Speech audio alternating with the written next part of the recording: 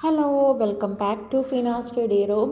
അപ്പോൾ ഇന്ന് നമ്മൾ ബാക്കി ഭാഗമാണ് കേട്ടോ നോക്കാൻ പോകുന്നത്. ഫസ്റ്റത്തെ ക്വസ്റ്റ്യൻ പേപ്പർ നമ്മൾ ഇന്നലെ ഇട്ടിട്ടുള്ള ആ ക്വസ്റ്റ്യൻ പേപ്പറിൽ തന്നെ തുടർച്ചയായിട്ടുള്ള ബാക്കിയുള്ള ക്വസ്റ്റ്യൻസിൻ്റെ അനുബന്ധ വിവരങ്ങളാണ് ഇന്നത്തെ ക്ലാസ്സിൽ നമ്മൾ ഉൾപ്പെടുത്തിയിരിക്കുന്നത്. അപ്പോൾ ഇതുവരെ കാണുന്നവരാരെങ്കിലും സബ്സ്ക്രൈബ് ചെയ്യാത്തവരുണ്ടെങ്കിൽ പ്ലീസ് ഒന്ന് സബ്സ്ക്രൈബ് ചെയ്ത് സപ്പോർട്ട് ചെയ്യുക. അപ്പോൾ നമുക്ക് നോക്കാം അല്ലേ. അപ്പോൾ കഴിഞ്ഞ ക്ലാസ്സിൽ നമ്മൾ പഠിച്ചത് എന്താണ്, അവസാനത്തെ 36ാമത്തെ ക്വസ്റ്റ്യനാണ് കേട്ടോ.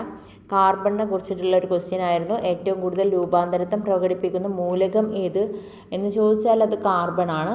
അതുപോലെ തന്നെ വസ്തുക്കൾ കത്തുമ്പോൾ കറുത്ത പുക ഉണ്ടാകുന്നതിന് കാരണം എന്താണ്, അത് കാർബണിൻ്റെ സാന്നിധ്യമാണ് കേട്ടോ. കാർബണിൻ്റെ ആറ്റോമിക നമ്പർ എത്രയാണ്? 6ആണ്. കാർബണിൻ്റെ ആറ്റോമിക നമ്പർ 6ആണ്. കാർബണിൻ്റെ സംയോജകത എത്രയാണ്? കാർബണിൻ്റെ സംയോജകത 4ആണ്. കാർബണിൻ്റെ ബാഹ്യതമ ഷെല്ലിലെ ഇലക്ട്രോണുകൾ 4ആണ്. അതുതന്നെയാണ് ഈ സംയോജകത എന്ന് പറഞ്ഞാൽ കേട്ടോ. ഒരേ രാസഗുണത്തോടും വ്യത്യസ്ത ഭൗതിക ഗുണത്തോടും കൂടിയ ഒരു മൂലകത്തിൻ്റെ തന്നെ വിവിധ രൂപങ്ങൾ അറിയപ്പെടുന്നത് രൂപാന്തരങ്ങൾ. ഒരേ രാസഗുണത്തോടും വ്യത്യസ്ത ഭൗതിക ഗുണത്തോടും കൂടിയ ഒരു മൂലകത്തിൻ്റെ തന്നെ വിവിധ രൂപങ്ങൾ അറിയപ്പെടുന്നതാണ് രൂപാന്തരങ്ങൾ. കാർബണിൻ്റെ ക്രിസ്റ്റലീയ രൂപാന്തരമാണ് വജ്രം, ഗ്രാഫൈറ്റ്, ഗ്രഫീന്, ഫുള്ളറീന്. വജ്രം, ഗ്രാഫൈറ്റ്, ഗ്രഫീന്, ഫുള്ളറീന് ഇത്രയും കാർബണിൻ്റെ ക്രിസ്റ്റലീയ രൂപാന്തരങ്ങളാണ്. കാർബണിൻ്റെ ഏറ്റവും കാഠിന്യമുള്ള രൂപാന്തരമാണ് വജ്രം എന്ന് പറയുന്നത്. കാർബണിൻ്റെ ഏറ്റവും കാഠിന്യമുള്ള രൂപാന്തരം ഏതാണ്? വജ്രമാണ്. വജ്രത്തിൻ്റെ സവിശേഷതകൾ: കാഠിന്യം വളരെ കൂടുതലാണ്, സുതാര്യമാണ്, വൈദ്യുത ചാലകമല്ല, ഉയർന്ന താപചാലകത, ഉയർന്ന അപവർത്തനാങ്കം. അപ്പോൾ എന്തൊക്കെയാണ്? കാഠിന്യം വളരെ കൂടുതലാണ്, സുതാര്യമാണ്, വൈദ്യുത ചാലകമല്ല, ഉയർന്ന താപചാലകതയുണ്ട്, ഉയർന്ന അപവർത്തനാങ്കം ഉണ്ട് കേട്ടോ. ഗ്ലാസ് മുറിക്കുമ്പോൾ ഉപയോഗിക്കുന്ന കാർബണിൻ്റെ അലോട്രോപ്പ് ഏതാണ്? അത് വജ്രമാണ്. ഗ്ലാസ് മുറിക്കാൻ ഉപയോഗിക്കുന്ന കാർബണിൻ്റെ അലോട്രോപ്പ് വജ്രമാണ്. വജ്രത്തിൻ്റെ തിളക്കത്തിന് കാരണം പൂർണ്ണാന്തര പ്രതിഫലനമാണ്. കാർബണിൻ്റെ ഏറ്റവും മൃദുവായിട്ടുള്ള ക്രിസ്റ്റലീയ രൂപാന്തരം ആണ് ഗ്രാഫൈറ്റ്. പെൻസിൽ ലെഡ് നിർമ്മിക്കാൻ ഉപയോഗിക്കുന്ന കാർബണിൻ്റെ രൂപാന്തരം ഗ്രാഫൈറ്റ് ആണ്. ഖരാവസ്ഥയിലുള്ള സ്നേഹകമായി ഉപയോഗിക്കുന്ന കാർബണിൻ്റെ രൂപം ഗ്രാഫൈറ്റ് ആണ്. വൈദ്യുത ചാലകമായതും എന്നാൽ ബാഷ്പീകരണശീലമില്ലാത്തതുമായിട്ടുള്ള കാർബണിൻ്റെ അലോട്രോപ്പാണ് ഗ്രാഫൈറ്റ്. ഗ്രാഫൈറ്റിന് പേര് ലഭിച്ച ഗ്രഫീൻ എന്ന ഭാഷയിലെ ഏത് ഭാഷയിലെ പദമാണ്? അത് ലാറ്റിൻ ഭാഷയിലെ പദമാണ്. ഗ്രഫീൻ എന്ന ലാറ്റിൻ പദത്തിൻ്റെ അർത്ഥം എഴുതാൻ കഴിയുന്നത് എന്നാണ്. ഗ്രാഫൈറ്റ്, ഫുള്ളറീന് മുതലായ കാർബൺ രൂപാന്തരങ്ങളുടെ അടിസ്ഥാന യൂണിറ്റാണ് ഗ്രഫീന്. ഗ്രഫീനിൻ്റെ ഒരു പാളിക്ക് സമാനമാണ് ഗ്രഫീൻ. ഗ്രാഫൈറ്റിൻ്റെ ഒരു പാളിക്ക് സമാനമാണ് ഗ്രഫീൻ എന്ന് പറയുന്നത്. ദ്വിമാന ഷഡ്ഭുജ ആകൃതിയിലുള്ള കാർബൺ വലയങ്ങൾ ചേർന്ന പാളികളാണ് ഗ്രഫീന്. ദ്വിമാന ഷഡ്ഭുജ ആകൃതിയിലുള്ള കാർബൺ വലയങ്ങൾ ചേർന്ന പാളികളാണ് ഗ്രഫീന്. നാനോ ടെക്നോളജി രംഗത്ത് ഉപയോഗിക്കുന്ന കാർബണിൻ്റെ അലോട്രോപ്പ് ഗ്രഫീനാണ്. നാനോ ടെക്നോളജി രംഗത്ത് ഉപയോഗിക്കുന്ന കാർബണിൻ്റെ അലോട്രോപ്പ് ഗ്രഫീനാണ്. ഗ്രാഫൈറ്റിൽ ഓരോ കാർബണും ചുറ്റിനുമുള്ള 3 കാർബൺ ആറ്റങ്ങളുമായി സഹസംയോജക ബന്ധനത്തിൽ ഏർപ്പെട്ട് പാളികളായാണ് കാണപ്പെടുന്നത്. ഇത്തരം പാളികൾ ഒന്നിനു മുകളിൽ ഒന്നായി അടുക്കി വെച്ചിരിക്കുന്ന തരത്തിലാണ് ഗ്രാഫൈറ്റിൻ്റെ ഘടന. ഓരോ പാളിയും ഷഡ്ഭുജങ്ങളാൽ നിർമ്മിതമാണ്. പാളികൾക്കിടയിൽ സഹസംയോജക ബന്ധനം ഇല്ല. ദുർബലമായ വാണ്ടർവാൾസ് ഭൗതിക ബലങ്ങളാണ് പാളികൾക്കിടയിലൂടെ. അതിനാൽ പാളികൾക്ക് പരസ്പരം തെന്നിമാറാൻ കഴിയും. സ്റ്റീലിനേക്കാൾ ഏകദേശം 200 മടങ്ങ് ബലമുള്ള കാർബണിൻ്റെ അലോട്രോപ്പാണ് ഗ്രഫീൻ എന്ന് പറയുന്നത്. താപത്തിൻ്റെയും വൈദ്യുതിയുടെയും ചാലകമായ കാർബണിൻ്റെ രൂപം ഏതാണെന്ന് ചോദിച്ചാൽ അത് ഗ്രഫീനാണ്. താപത്തിൻ്റെയും വൈദ്യുതിയുടെയും ചാലകമായ കാർബണിൻ്റെ രൂപം ഗ്രഫീനാണ്. ക്രിസ്റ്റലാകൃതിയിലുള്ള കാർബൺ രൂപാന്തരങ്ങൾ അറിയപ്പെടുന്നത് അമോർഫസ് കാർബൺ എന്നാണ്. ക്രിസ്റ്റലാകൃതി ഇല്ലാത്ത കാർബൺ രൂപാന്തരങ്ങൾ അറിയപ്പെടുന്നത് അമോർഫസ് കാർബൺ. പഞ്ചഭുജ ആകൃതിയിലും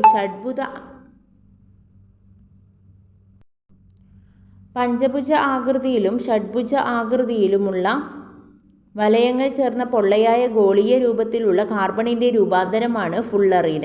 ബക്കി ബോൾസ് എന്നറിയപ്പെടുന്ന കാർബണിൻ്റെ രൂപാന്തരം ഫുള്ളറീനാണ്. വിവര വിനിമയ സാങ്കേതിക വിദ്യയിൽ ഉപയോഗപ്പെടുത്തുന്ന കാർബണിൻ്റെ രൂപാന്തരമാണ് ഫുള്ളറീൻ. ഗ്രാഫൈറ്റിൻ്റെ പ്രധാന സവിശേഷതകളാണ് ചാരനിറമുണ്ട്, പ്രതലത്തിൽ പറ്റിപ്പിടിച്ചിരിക്കുന്നു. ഖരാവസ്ഥയിലുള്ള സ്നേഹകമായ ഗ്രാഫൈറ്റ് ഉപയോഗിക്കാൻ കാരണം മിനുസമുള്ളതിനാലാണ്. അടുത്തത് കോശങ്ങളിൽ നിന്നുള്ള ഭാഗത്തു നിന്നുള്ള ക്വസ്റ്റ്യൻ ആയിരുന്നു. കോശങ്ങളാൽ എം ജെ ശ്രീഡൻ സസ്യശരീരമാണ് അല്ലേ. എം ജെ ശ്രീഡൻ സസ്യശരീരം കോശങ്ങളാൽ നിർമ്മിതമാണ് എന്നാണ് കണ്ടെത്തിയിട്ടുള്ളത്. കോശകേന്ദ്രം കണ്ടെത്തി അതിനെ ന്യൂക്ലിയസ് എന്ന് വിളിച്ചത് റോബർട്ട് ബ്രൗൺ ആണ് 1831. ജന്തുശരീരം കോശങ്ങളാൽ നിർമ്മിതമാണെന്ന് കണ്ടെത്തിയത് തിയോഡർ ഷ്വാൻ ആണ് 1839. ഇനി കുറച്ച് UN അന്താരാഷ്ട്ര വർഷങ്ങളാണ്, ഇമ്പോർട്ടൻ്റ് ആണ്, നോക്കാം. വിനോദസഞ്ചാര വർഷം 1967. വിനോദസഞ്ചാര വർഷം 1967. വിദ്യാഭ്യാസ വർഷം 1970. വിദ്യാഭ്യാസ വർഷം 1970. ജനസംഖ്യാ വർഷം 1974. ജനസംഖ്യാ വർഷം 1974. വനിതാ വർഷം 1975. വനിതാ വർഷം 1975. ശിശുവർഷം 1979. ശിശുവർഷം 1979. സമാധാന വർഷം 1986. സമാധാന വർഷം 1986. സാക്ഷരതാ വർഷം 1990. സമുദ്രവർഷം 1998. പർവ്വതവർഷം 2002. ശുദ്ധജല വർഷം 2003. നെല്ല് വർഷം 2004. ഫിസിക്സ് വർഷം 2005. മരുഭൂമി വൽക്കരണ നിരോധന വർഷം 2006. ഡോൾഫിൻ വർഷം 2007. ഡോൾഫിൻ വർഷം 2007. ഉരുളക്കിഴങ്ങ് വർഷം 2008. ജ്യോതിശാസ്ത്ര വർഷം 2009. ജൈവ വൈവിധ്യ വർഷം 2010. വനവർഷം കെമിസ്ട്രി വർഷം 2011. സഹകരണ വർഷം 2012. ജലസഹകരണ വർഷം 2013. അടുക്കളത്തോട്ട വർഷം 2014. പ്രകാശവർഷം മണ്ണ് വർഷം 2015. പയറു വർഷം 2016. സുസ്ഥിര വിനോദസഞ്ചാര വർഷം 2017. തദ്ദേശീയ ഭാഷാ വർഷം 2019. Year of periodic table of chemical elements 2019. Year of plant health 2020. Year of artisanal fisheries and aquaculture 2022. International year of millets 2023. International year of camelids 2024. സസ്യശരീരം കോശങ്ങളാൽ നിർമ്മിതമാണെന്ന് കണ്ടെത്തിയത് MJ ശ്ലീഡൻ ആണ് 1838 കണ്ടെത്തിയത്. വിഭജിക്കുന്ന കോശങ്ങളെ നിരീക്ഷിച്ച് നിലവിലുള്ള കോശങ്ങളിൽ നിന്നും മാത്രമാണ് പുതിയ കോശങ്ങൾ ഉണ്ടാകുന്നത് എന്ന നിഗമനം രൂപപ്പെടുത്തിയത് റുഡോൾഫ് വിർഷോ ആണ് 1858. മൈക്രോസ്കോപ്പിൻ്റെ സഹായത്താൽ ആദ്യമായി കോശങ്ങളെ നിർമ്മിച്ചത് റോബർട്ട് ഹുക്കാണ്. കോശ സിദ്ധാന്തം ആവിഷ്കരിച്ചത് MJ ശ്ലീഡനും തിയോഡർ ഷ്വാനും ചേർന്നിട്ടാണ്. കോശസിദ്ധാന്തം മുന്നോട്ട് വെച്ച രണ്ട് മുഖ്യ ആശയങ്ങളാണ്. എല്ലാ ജീവശരീരവും കോശനിർമ്മിതമാണ്. ജീവികളുടെ ഘടനാപരവും ജീവപരവുമായിട്ടുള്ള അടിസ്ഥാന ഘടകങ്ങളാണ് കോശങ്ങൾ. കോശങ്ങളെക്കുറിച്ചുള്ള പഠനം അറിയപ്പെടുന്ന മറ്റൊരു പേരാണ് കോശവിജ്ഞാനീയം. കോശത്തെക്കുറിച്ചുള്ള പഠനത്തിന് അടിത്തറ പാകിയത് ശ്രദ്ധേയമായ കണ്ടുപിടുത്തങ്ങൾ നടന്ന നൂറ്റാണ്ടാണ് 19-ാം നൂറ്റാണ്ട്.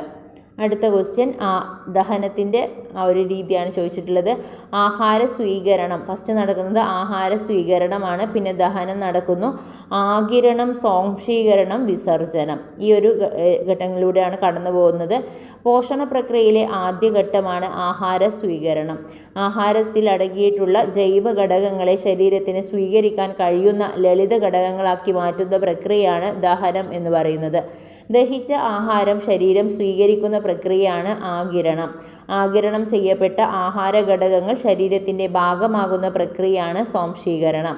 ശരീരക പ്രവർത്തനങ്ങളുടെ ഫലമായി ഉണ്ടാകുന്നതും ശരീരത്തിന് ആവശ്യം ഇല്ലാത്തതുമായിട്ടുള്ള വസ്തുക്കളുടെ ശരീരം പുറന്തള്ളാവുന്ന പ്രക്രിയയാണ് വിസർജനം.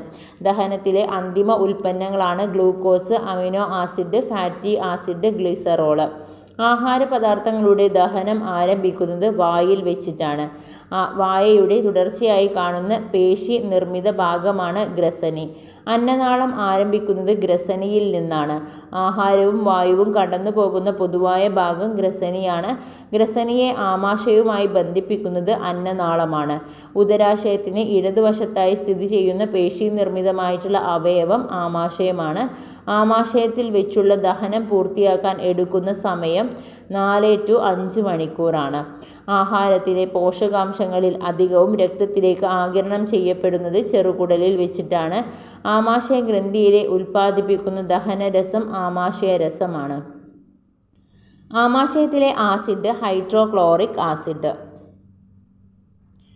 ആമാശയത്തിലെ ദഹന പ്രക്രിയയ്ക്ക് അനുയോജ്യമായിട്ടുള്ള രീതിയിൽ pH നിയന്ത്രിക്കുകയും ഭക്ഷണത്തിലെ രോഗാണുക്കളെ നശിപ്പിക്കുകയും ചെയ്യുന്നത് ഹൈഡ്രോക്ലോറിക് ആസിഡാണ്. വിറ്റാമിനുകളെ കുറിച്ചിട്ടായിരുന്നു അടുത്ത ക്വസ്റ്റ്യൻ. 40ാമത്തെ ക്വസ്റ്റ്യൻ. വിറ്റാമിനുകൾ എന്ന പദം നാമകരണം ചെയ്തത് ആരാണ്? കാസിമർ ഫങ്കാണ്. വിറ്റാമിനുകൾ എന്ന പദം നാമകരണം ചെയ്തത് Casimir funk. Vitamin K, biotin എന്നിവയുടെ പ്രാഥമിക സ്രോതസ്സുകൾ അന്നപഥത്തിൽ കാണപ്പെടുന്ന ബാക്ടീരിയകളാണ്. വിറ്റാമിൻ കെ, ബയോട്ടിൻ എന്നിവയുടെ പ്രാഥമിക സ്രോതസ്സുകൾ അന്നപഥത്തിൽ കാണപ്പെടുന്ന ബാക്ടീരിയകളാണ്. പച്ചക്കറികൾ അധിക സമയം വെള്ളത്തിലിട്ട് വെച്ചാൽ നഷ്ടപ്പെടുന്ന വിറ്റാമിനാണ് വിറ്റാമിൻ സി. ചൂടാക്കുമ്പോൾ നഷ്ടപ്പെടുന്ന ജീവകം സി ആണ്. മുറിവുണങ്ങാൻ കാലതാമസം എടുക്കുന്നത് ഏത് ജീവകത്തിൻ്റെ അഭാവം മൂലമാണ്? ജീവകം സി. ഓറഞ്ച്, നാരങ്ങ, നെല്ലിക്ക, ചെറുനാരങ്ങ, നെല്ലിക്ക എന്നിവയിൽ കൂടുതലായി അടങ്ങിയിട്ടുള്ള വിറ്റാമിൻ സി ആണ്.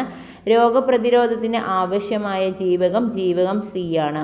ഫ്രഷ് ഫുഡ് വിറ്റമിൻ എന്നറിയപ്പെടുന്നത് വിറ്റാമിൻ സി ആണ്. അരിയുടെ തവിടിൽ അടങ്ങിയിരിക്കുന്ന വിറ്റാമിൻ B1 ആണ്. രക്തം കട്ടപിടിക്കാൻ സഹായിക്കുന്ന വിറ്റാമിൻ കെ ആണ്. പ്രോത്രോംബിൻ എന്ന പ്രോട്ടീനിൻ്റെ ഉൽപ്പാദനത്തിന് സഹായിക്കുന്ന വിറ്റാമിൻ കെ ആണ്. Vitamin A, D, E, K എന്നിവ കൊഴുപ്പിൽ ലയിക്കുന്നു. വിറ്റാമിൻ B, C ആണെങ്കിൽ ജലത്തിൽ ലയിക്കുന്നവയാണ്. ശരീരത്തിൽ രക്തകോശങ്ങളിൽ നിർമ്മിക്കാൻ ആവശ്യമായിട്ടുള്ള ജീവകം ഫോളിക് ആസിഡാണ്. രക്തകോശങ്ങൾ നിർമ്മിക്കാൻ ജീവകം B9. അധികമായി കഴിഞ്ഞാൽ കരളിൽ സംഭരിക്കപ്പെടുന്ന വിറ്റാമിനാണ് വിറ്റാമിൻ എ എന്ന് പറയുന്നത്. ഇലക്കറികളിൽ അടങ്ങിയിരിക്കുന്ന ജീവകം എ ആണ്. ഹോർമോണായി കണക്കാക്കപ്പെടുന്ന ജീവകം ഇ ആണ്. പ്രത്യുൽപാദന ധർമ്മങ്ങൾക്ക് ആവശ്യമായ വിറ്റാമിനാണ് വിറ്റാമിൻ ഇ. മുട്ടയിൽ അടങ്ങിയിരിക്കുന്ന വിറ്റാമിൻ ഇ ആണ്.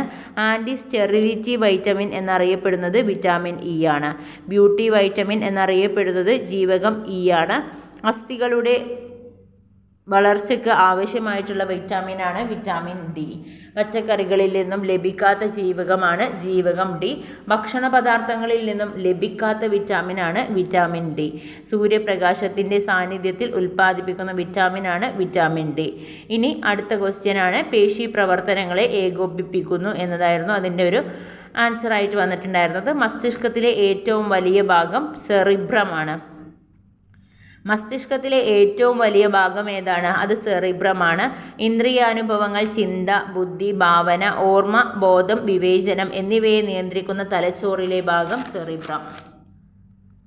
മനുഷ്യനെ മറ്റുള്ള ജീവികളിൽ നിന്നും വ്യത്യസ്തനാക്കുന്നത് സെറിബ്രമാണ്. സംസാരശേഷിയുമായി ബന്ധപ്പെട്ട സെറിബ്രത്തിലെ ഭാഗമാണ് ബ്രോക്കാസ് ഏരിയ. പരിചയമുള്ള വസ്തുക്കളുടെ പേര് കേൾക്കുമ്പോൾ തന്നെ അതിൻ്റെ ചിത്രം മനസ്സിലേക്ക് തെളിയുന്ന സെറിബ്രത്തിൻ്റെ ഭാഗമാണ് വെർണിക്സ് ഏരിയ. മസ്തിഷ്കത്തിലെ ഏറ്റവും വലിയ രണ്ടാമത്തെ ഭാഗം സെറിബെല്ലമാണ്. ലിറ്റിൽ ബ്രെയിൻ എന്നറിയപ്പെടുന്നത് സെറിബെല്ലമാണ്. ശരീരതുലന നിലയെ നിയന്ത്രിക്കുന്നത് സെറിബെല്ലം. മദ്യം ബാധിക്കുന്നത് മസ്തിഷ്ക ഭാഗം സെറിബെല്ലമാണ്. മദ്യം ബാധിക്കുന്ന മസ്തിഷ്ക ഭാഗം സെറിബെല്ലം. പേശിപ്രവർത്തനങ്ങളെ ഏകോപിപ്പിച്ച് ശരീരത്തിലെ തുലന നില നിയന്ത്രിക്കുന്ന മസ്തിഷ്ക ഭാഗമാണ് സെറിബെല്ലം. വേദന സംഹാരികൾ പ്രവർത്തിക്കുന്ന മസ്തിഷ്ക ഭാഗം തലാമസ് ആണ്. നിദ്രാവേളകളിൽ സെറിബ്രത്തിലേക്കുള്ള ആവേഗങ്ങളെ തടഞ്ഞു നിർത്തുന്നത് thalamus. Relay centre in our body thalamus. വിശപ്പ്, ദാഹം എന്നിവയെ നിയന്ത്രിക്കുന്ന തലച്ചോറിൻ്റെ ഭാഗം ഹൈപ്പോതലാമസ് ആണ്. ആന്തര സമസ്ഥിതി പാലനം നടത്തുന്ന മസ്തിഷ്ക ഭാഗം ഹൈപ്പോതലാമസ്. ശരീരോഷ്മാവ് നിയന്ത്രിക്കുന്ന മസ്തിഷ്കത്തിലെ ഭാഗം ഹൈപ്പോതലാമസ് ആണ്. ഹൃദയസ്പന്ദനം, ശ്വാസോച്ഛ്വാസം തുടങ്ങിയ അനൈച്ഛിക പ്രവർത്തനങ്ങളെ നിയന്ത്രിക്കുന്ന മസ്തിഷ്കത്തിലെ ഭാഗം medulla oblongata. Sickle cell anaemia നോക്കാം. ഓക്സിജൻ ആഗിരണം ചെയ്യുന്ന രക്തത്തിലെ ഘടകം ഹീമോഗ്ലോബിൻ ആണ്. ഓക്സിജൻ ആഗിരണം ചെയ്യുന്ന രക്തത്തിലെ ഘടകം ഹീമോഗ്ലോബിൻ. ഹീമോഗ്ലോബിൻ്റെ നിർമ്മാണത്തിന് ആവശ്യമായിട്ടുള്ള ലോഹമാണ് ഇരുമ്പ്. ഹീമോഗ്ലോബിൻ്റെ നിർമ്മാണത്തിന് ആവശ്യമായ ലോഹം ഇരുമ്പാണ്. രക്തത്തിൽ ഹീമോഗ്ലോബിൻ്റെ അളവ് കുറയുന്നത് മൂലമുണ്ടാകുന്ന രോഗം അനീമിയയാണ്. സിക്കിൾ സെൽ അനീമിയ ഒരു പാരമ്പര്യ രോഗമാണ്. ക്ഷയം, വില്ലൻ ചുമ, ഡിഫ്തീരിയ എന്നിവയാണ് രോഗാണുവാണ് ബാക്ടീരിയ. രോഗങ്ങൾ വാക്സിൻ. ക്ഷയം BCG വാക്സിൻ. പോളിയോ OPV കുത്തിവെപ്പ്. മുണ്ടിനീര്, റൂബല്ല, അഞ്ചാം പനി MMR വാക്സിനാണ്. കുതിരസന്നി TT vaccine. DPT hepatitis B, haemophilus, influenza pentavalent vaccine. അരുണ രക്താണുക്കളുടെ ആകൃതി അരിവാൾ പോലെ ആകുന്നത് മൂലം ശരിയായ രീതിയിലുള്ള ഓക്സിജൻ വാഹക പ്രക്രിയ നടക്കാതെ വരുന്ന രോഗമാണ് സിക്കിൾ സെൽ അനീമിയ. മുറിവുണ്ടായാൽ രക്തം കട്ട പിടിക്കാതിരിക്കുന്ന ജനിതക രോഗമാണ് ഹീമോഫീലിയ. ജലത്തിലെ വിഘടനം 43ാമത്തെ ക്വസ്റ്റ്യൻ്റെ ആൻസറാണ്. ക്വസ്റ്റ്യൻ പേപ്പർ നിങ്ങൾ കഴിഞ്ഞ ദിവസം ഇട്ടിട്ടുണ്ടായിരുന്നു. അത് കാണാത്തവരാണെങ്കിൽ അതൊന്ന് കണ്ടു നോക്കുക കേട്ടോ. സസ്യങ്ങളുടെ സൗരോർജ്ജത്തിൻ്റെ സാന്നിധ്യത്തിൽ കാർബൺ ഡൈ ഓക്സൈഡിനെ സ്വീകരിച്ച് ഹരിതകത്തിലെ സഹായത്തോടെ ജലവും പോഷണവും ഉപയോഗിച്ച് ആഹാരം നിർമ്മിക്കുന്ന പ്രക്രിയയാണ് പ്രകാശ സംശ്ലേഷണം. പ്രകാശ സംശ്ലേഷണത്തിൻ്റെ ഒരു ഇത് നോക്കാം. 6 CO2 പ്ലസ് 6 H2O സൂര്യപ്രകാശം പ്ലസ് ഹരിതകം ഗീവ്സ് എന്താണാകുന്നത് C6H12O6 പ്ലസ് 6O2 ആണ് ഗ്ലൂക്കോസ്. പ്രകാശ സംശ്ലേഷണത്തിൻ്റെ പ്രവർത്തന തോത് കൂടിയ പ്രകാശം ചുവപ്പാണ്. പ്രകാശ സംശ്ലേഷണം ഏറ്റവും കുറവ് നടക്കുന്നത് മഞ്ഞ പ്രകാശത്തിലാണ്. പ്രകാശ സംശ്ലേഷണ ഫലമായി ലഭിക്കുന്ന ഉൽപ്പന്നം അന്നജമാണ്. അന്നജ നിർമ്മാണ സമയത്ത് സസ്യങ്ങൾ സ്വീകരിക്കുന്ന വാതകം കാർബൺ ഡൈ ഓക്സൈഡാണ്. സസ്യങ്ങൾ ശ്വസനത്തിന് ഉപയോഗിക്കുന്ന വാതകം ഓക്സിജനാണ്. പ്രകാശ സംശ്ലേഷണ പ്രക്രിയയിലെ 2 ഘട്ടങ്ങളാണ് പ്രകാശഘട്ടവും ഇരുണ്ട ഘട്ടവും. ഇരുണ്ട ഘട്ടത്തിലെ പ്രവർത്തനങ്ങൾ കണ്ടുപിടിച്ച ശാസ്ത്രജ്ഞനാണ് മെൽവിൻ കാൽവിന് നോബൽ സമ്മാനം ലഭിച്ച വർഷം 1961. സസ്യങ്ങൾ പ്രകാശവിശ്ലേഷണ സമയത്ത് പുറത്തുവിടുന്ന ഓക്സിജൻ എന്തിൻ്റെ വിഘടന ഫലമായി ഉണ്ടാകുന്നതാണ്? ജലത്തിൻ്റെ. അടുത്തത് നോബൽ സമ്മാനം 2022 നോക്കാം. രസതന്ത്രത്തിന് കരോലിൻ R. ബാർട്ടോസി.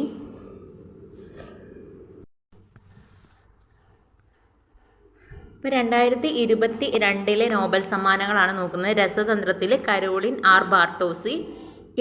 ബാരി ഷാർപ്ലസ് മോർട്ടൻ മെൽഡൻ ഡെൻമാർക്കിൽ നിന്ന്.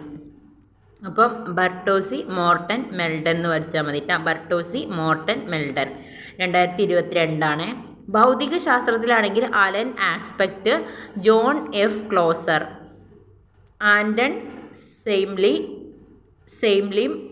സെയിംലിംഗർ ആണ് ഓസ്ട്രിയ. അപ്പം ആസ്പെക്റ്റ് ഫ്രാൻസിൽ നിന്നും, ക്ലോസർ US, സെയിംലിംഗർ ഓസ്ട്രിയ. വൈദ്യശാസ്ത്രത്തിൽ സോണ്ടെ പാബോ സ്വീഡനാണ്. സമാധാനം ആലസ് ബിയാലിയാറ്റ്സ്കി മെമ്മോറിയൽ, പിന്നെ സെൻറ്റർ ഫോർ സിവിൽ ലിബർട്ടീസ്. സാമ്പത്തിക ശാസ്ത്രത്തിൽ Ben ബെർണാങ്കെ, Douglas Diamond, Philip Dybvig. സാഹിത്യം ആനി എർണോക്സ്, ഫ്രാൻസ്.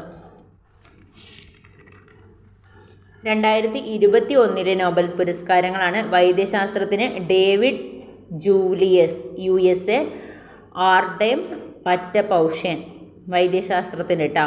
അപ്പോൾ അവർ നൽകിയ സംഭാവന എന്താണെന്ന് നോക്കാം. താപനില, സ്പർശം എന്നിവ തിരിച്ചറിയാനുള്ള നാഡീകോശത്തിലെ റിസപ്റ്ററുകളെ കണ്ടെത്തിയതിന്. ഭൗതികശാസ്ത്രം Syukuro Manabe, Japan USA, Klaus Hasselmann, Germany, Giorgio Parisi, Italy. ആഗോളതാപനത്തിൻ്റെ വ്യതിയാനങ്ങൾ പ്രവചിക്കാനായിട്ട് കാലാവസ്ഥയ്ക്ക് ഒരു ഭൗതിക മാതൃക തയ്യാറാക്കിയത് സ്യുക്യൂറോമാനാബെയും ക്ലോസ് ഫസൽമാനും പുരസ്കാരത്തിൻ്റെ ആദ്യ പകുതി പങ്കിട്ടു. ആറ്റോമിക് മുതൽ പ്ലാനറ്ററി സ്കെയിലുകൾ വരെയുള്ള ഭൗതിക സംവിധാനത്തിലെ ക്രമക്കേടുകളെയും ഏറ്റക്കുറച്ചിലുകളെയും പരസ്പര ബന്ധം കണ്ടെത്തിയ ജോർജിയോ പാരീസിലാണ് പുരസ്കാരത്തിൻ്റെ രണ്ടാം പകുതി നേടിയത്. രസതന്ത്രം Benjamin List Germany, David MacMillan Scotland USA. രാസതന്മാത്രകൾ വികസിപ്പിക്കുന്നതിനുള്ള അസിമെട്രിക് ഓർഗാനോ കാറ്റലിസിസ് എന്ന രീതി വികസിപ്പിച്ചതിനാണ് പുരസ്കാരം. സാഹിത്യം അബ്ദുൽ റസാഖ് ഗുർണ, ടാൻസാനിയ. വിട്ടുവീഴ്ചയില്ലാതെ ഏറ്റവും സഹാനുഭൂതിയോടെ കിഴക്കൻ ആഫ്രിക്കയിലെ പ്രദേശങ്ങളിലെ കോളനി വാഴ്ചയുടെ പ്രത്യാഘാതങ്ങളെക്കുറിച്ച് എഴുതിയതിനാണ് പുരസ്കാരം. സമാധാനം Maria Ressa, Philippines. Dmitry Andreyevich Muratov, Russia.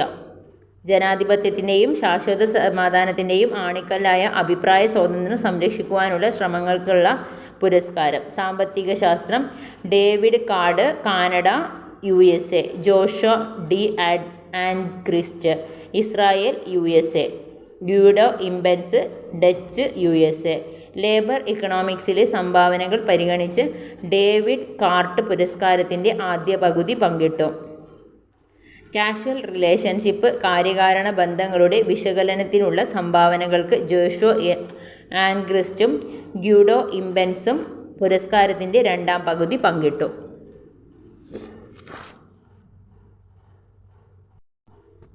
2021 സാഹിത്യ നോബൽ ജേതാവ് അബ്ദുൽ റസാഖ് ഗുർണയുടെ പ്രധാന കൃതികളാണ് memory of departure, admiring silence, pilgrims way, after lives, paradise, the last gift.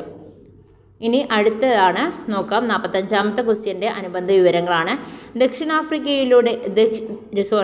രക്ഷിതാക്കളുടെ സഹായത്തോടെ കുട്ടികളുടെ പഠന നേട്ടം ഉറപ്പാക്കാൻ പൊതുവിദ്യാഭ്യാസ വകുപ്പിൻ്റെ നേതൃത്വത്തിൽ സമഗ്ര ശിക്ഷ കേരളം ആരംഭിച്ച പദ്ധതിയാണ് വീട് ഒരു വിദ്യാലയം. കൂടുതൽ പേരെ കൃഷിയിലേക്ക് ആകർഷിക്കുന്നതിനായി 2022 ജനുവരിയിൽ സംസ്ഥാന കൃഷി വകുപ്പിൻ്റെ നേതൃത്വത്തിൽ ആരംഭിച്ച ക്യാമ്പയിനാണ് ഞാനും കൃഷിയിലേക്ക്. COVID-19 പശ്ചാത്തലത്തിൽ സാങ്കേതിക വിദ്യയുടെ സാധ്യതകൾ ഉപയോഗപ്പെടുത്തി പഠനാനുഭവങ്ങൾ പ്രദാനം ചെയ്യുന്ന പൊതുവിദ്യാഭ്യാസ വകുപ്പിൻ്റെ പദ്ധതിയാണ് ഫസ്റ്റ് വെല്ല്. പ്രകൃതിയെ അറിയുകയും ആദരിക്കുകയും ചെയ്യാൻ കുട്ടികളെ പ്രാപ്തനാക്കുന്ന വിദ്യാഭ്യാസ വകുപ്പിൻ്റെ പദ്ധതിയാണ് മണ്ണെഴുത്ത്. സംസ്ഥാന വിദ്യാഭ്യാസ വകുപ്പും വനം വകുപ്പും സംയുക്തമായിട്ട് സംഘടിപ്പിക്കുന്ന വനവൽക്കരണ പരിപാടിയാണ് എൻ്റെ മരം. ജലം, പരിസ്ഥിതി സംരക്ഷണം, മാലിന്യ നിർമ്മാർജ്ജനം എന്നിവ ലക്ഷ്യമിട്ട് ആരംഭിച്ച പദ്ധതി ഹരിത കേരളം പദ്ധതി. ഹരിത കേരളം പദ്ധതിയുടെ ലക്ഷ്യം പച്ചയിലൂടെ വൃത്തിയിലേക്ക്. അടുത്തത് മാത്സിലെ ക്വസ്റ്റ്യൻസ് ആണ്. നിങ്ങൾ ചെയ്ത് നോക്കുക കേട്ടോ. പോസ് ചെയ്തിട്ട് ചെയ്ത് നോക്കുക. ഇനി 61ാമത്തെ ക്വസ്റ്റ്യൻ്റെ അനുബന്ധ വിവരങ്ങളാണ്. ആശയങ്ങളുടെ കാഠിന്യം അനുസരിച്ചുള്ള ക്രമീകരണമാണ് ആൻസർ.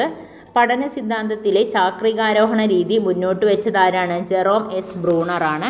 സ്വാഭാവികമായ ഒരു പഠന രീതിയാണ് ചാക്രികാരോഹണ രീതി. നേടിയ അറിവിന്മേൽ നിരന്തരം പുതിയ അറിവ് ചേർത്ത് കൂടുതൽ ആഴത്തിലേക്കും വ്യാപ്തിയിലേക്കും പോവുക എന്നതാണ് ഈ പഠന രീതി കൊണ്ട് അർത്ഥമാക്കുന്നത്. ബുദ്ധിപരമായിട്ടുള്ള സത്യസന്ധത പാലിച്ചുകൊണ്ട് എന്ത് നിലവാരത്തിലും ആരെയും പഠിപ്പിക്കാനാകും എന്ന് അഭിപ്രായപ്പെട്ടത് ബ്രൂണറാണ്. 62ാമത്തെ ക്വസ്റ്റ്യൻ്റെ അനുബന്ധ വിവരങ്ങളാണ്. വൈജ്ഞാനിക വികാസം പിയാഷെയുടെ കാഴ്ചപ്പാടിൽ. ചിന്താപ്രക്രിയയുടെ വികാസത്തിന് നിദാനം പ്രധാനമായും 4 ഘടകങ്ങളാണെന്ന് പിയാഷെ അഭിപ്രായപ്പെടുന്നു. അവയാണ് ശാരീരികമായ പക്വതയാർജിക്കൽ, പ്രവർത്തനങ്ങൾ, സാമൂഹിക അനുഭവങ്ങൾ, സന്തുലീകരണം.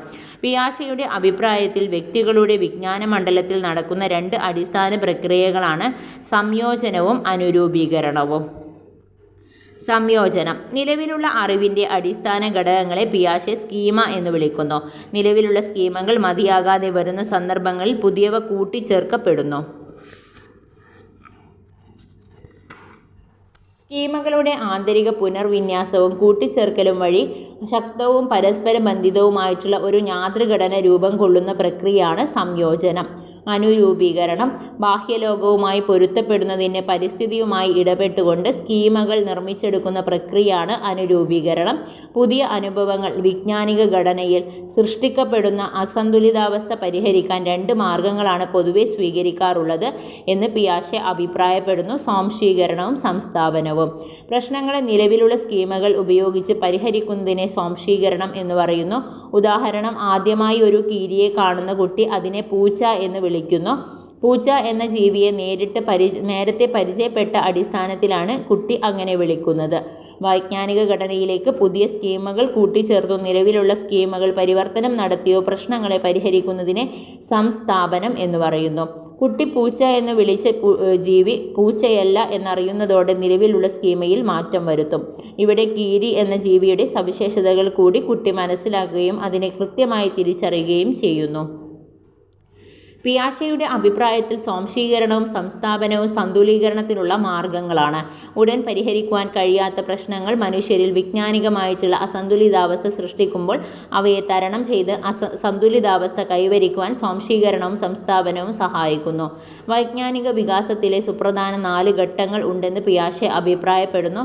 അവയാണ്: ഇന്ദ്രിയ ചാലകഘട്ടം, പ്രാഗ് മനോവ്യാപാരഘട്ടം, മൂർത്ത മനോവ്യാപാരഘട്ടം, ഔപചാരിക മനോവ്യാപാരഘട്ടം. ജീൻ പിയാഷെയുടെ പ്രധാന കൃതികൾ: the moral judgement of the child, new method, psychological foundation, modern education, the child's conception of numbers, to understand is to invent, the child's construction of reality. അടുത്ത ക്വസ്റ്റ്യൻ്റെ അനുബന്ധ വിവരങ്ങളാണ്. വേദനാജനകമായിട്ടുള്ള അനുഭവങ്ങളും സാക്ഷാത്കരിക്കാനാകാത്ത ആഗ്രഹങ്ങളും ഒക്കെ അബോധ മനസ്സിലേക്ക് തള്ളിവിടുന്ന സമായോജന തന്ത്രമാണ് ദമനം. ഇത് ഫ്രോയിഡിൻ്റെ ആശയമാണ്. സ്വന്തം ബലഹീനതകൾ, കുറ്റങ്ങൾ, പരാജയങ്ങൾ എന്നിവ മറ്റുള്ളവരിൽ ചുമത്തി രക്ഷപ്പെടുന്നതിനുള്ള സമായോജന തന്ത്രമാണ് പ്രക്ഷേപണം.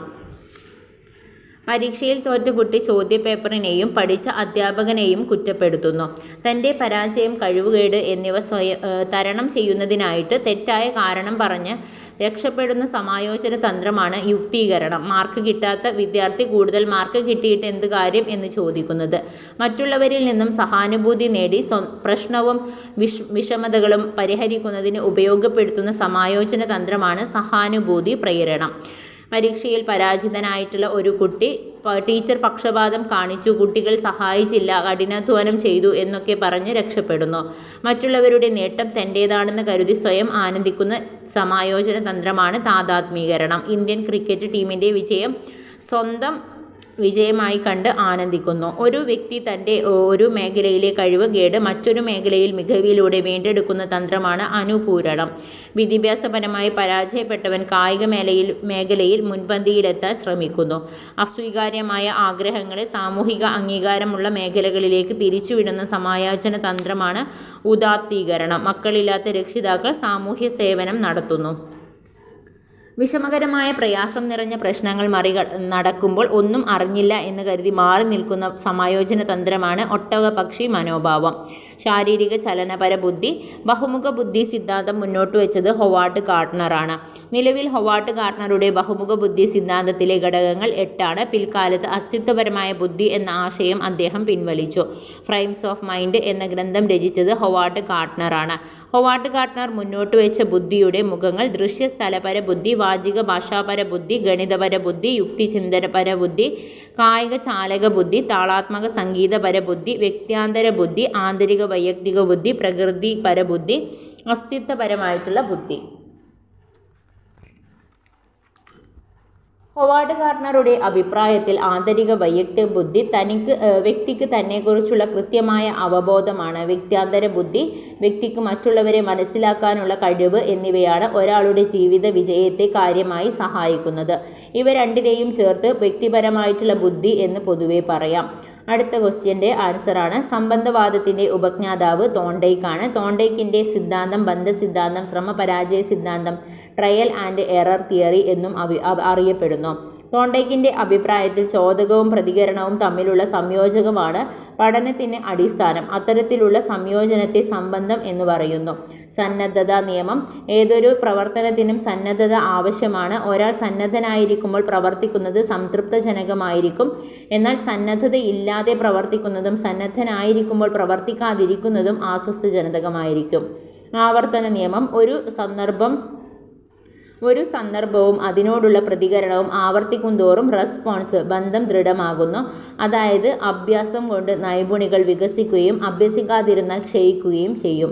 ഫലനിയമം. ഒരു പ്രവർത്തനത്തിൻ്റെ ഫലം തൃപ്തികരവും സന്തോഷദായകവുമായാൽ വീണ്ടും പ്രവർത്തനത്തിൽ ഏർപ്പെടാൻ അത് വ്യക്തിയെ പ്രേരിപ്പിക്കുന്നു. SR ബന്ധത്തിൻ്റെ ശക്തി വർദ്ധിക്കുകയും കുറയുന്നതും അവയുടെ അനന്തരഫലങ്ങൾ ആശ്രയിച്ചാണ്. തോണ്ടയ്ക്കിൻ്റെ പ്രാഥമിക പഠന നിയമങ്ങൾ: സന്നദ്ധതാ നിയമം, ആവർത്തന നിയമം, അഭ്യാസ നിയമം, ഫലനിയമം, പരിണാമ നിയമം. ഈ 3 നിയമങ്ങളെ തോണ്ടയ്ക്കിൻ്റെ പഠന നിയമത്രയം എന്ന് വിളിക്കാറുണ്ട്. തോണ്ടയ്ക്കിൻ്റെ മറ്റു പഠന നിയമങ്ങൾ: ബഹുവിധ പ്രതികരണ നിയമം. ഓരോ പുതിയ സന്ദർഭങ്ങളും അഭിമുഖീകരിക്കുമ്പോഴും പല പോംവഴികൾ ആരായും. മനോഭാവ നിയമം. ഒരാളുടെ പഠനത്തിലെ കാര്യക്ഷമത അയാൾക്ക് ആ വിഷയത്തോടുള്ള പൊതു മനോഭാവത്തെ ആശ്രയിച്ചിരിക്കുന്നു.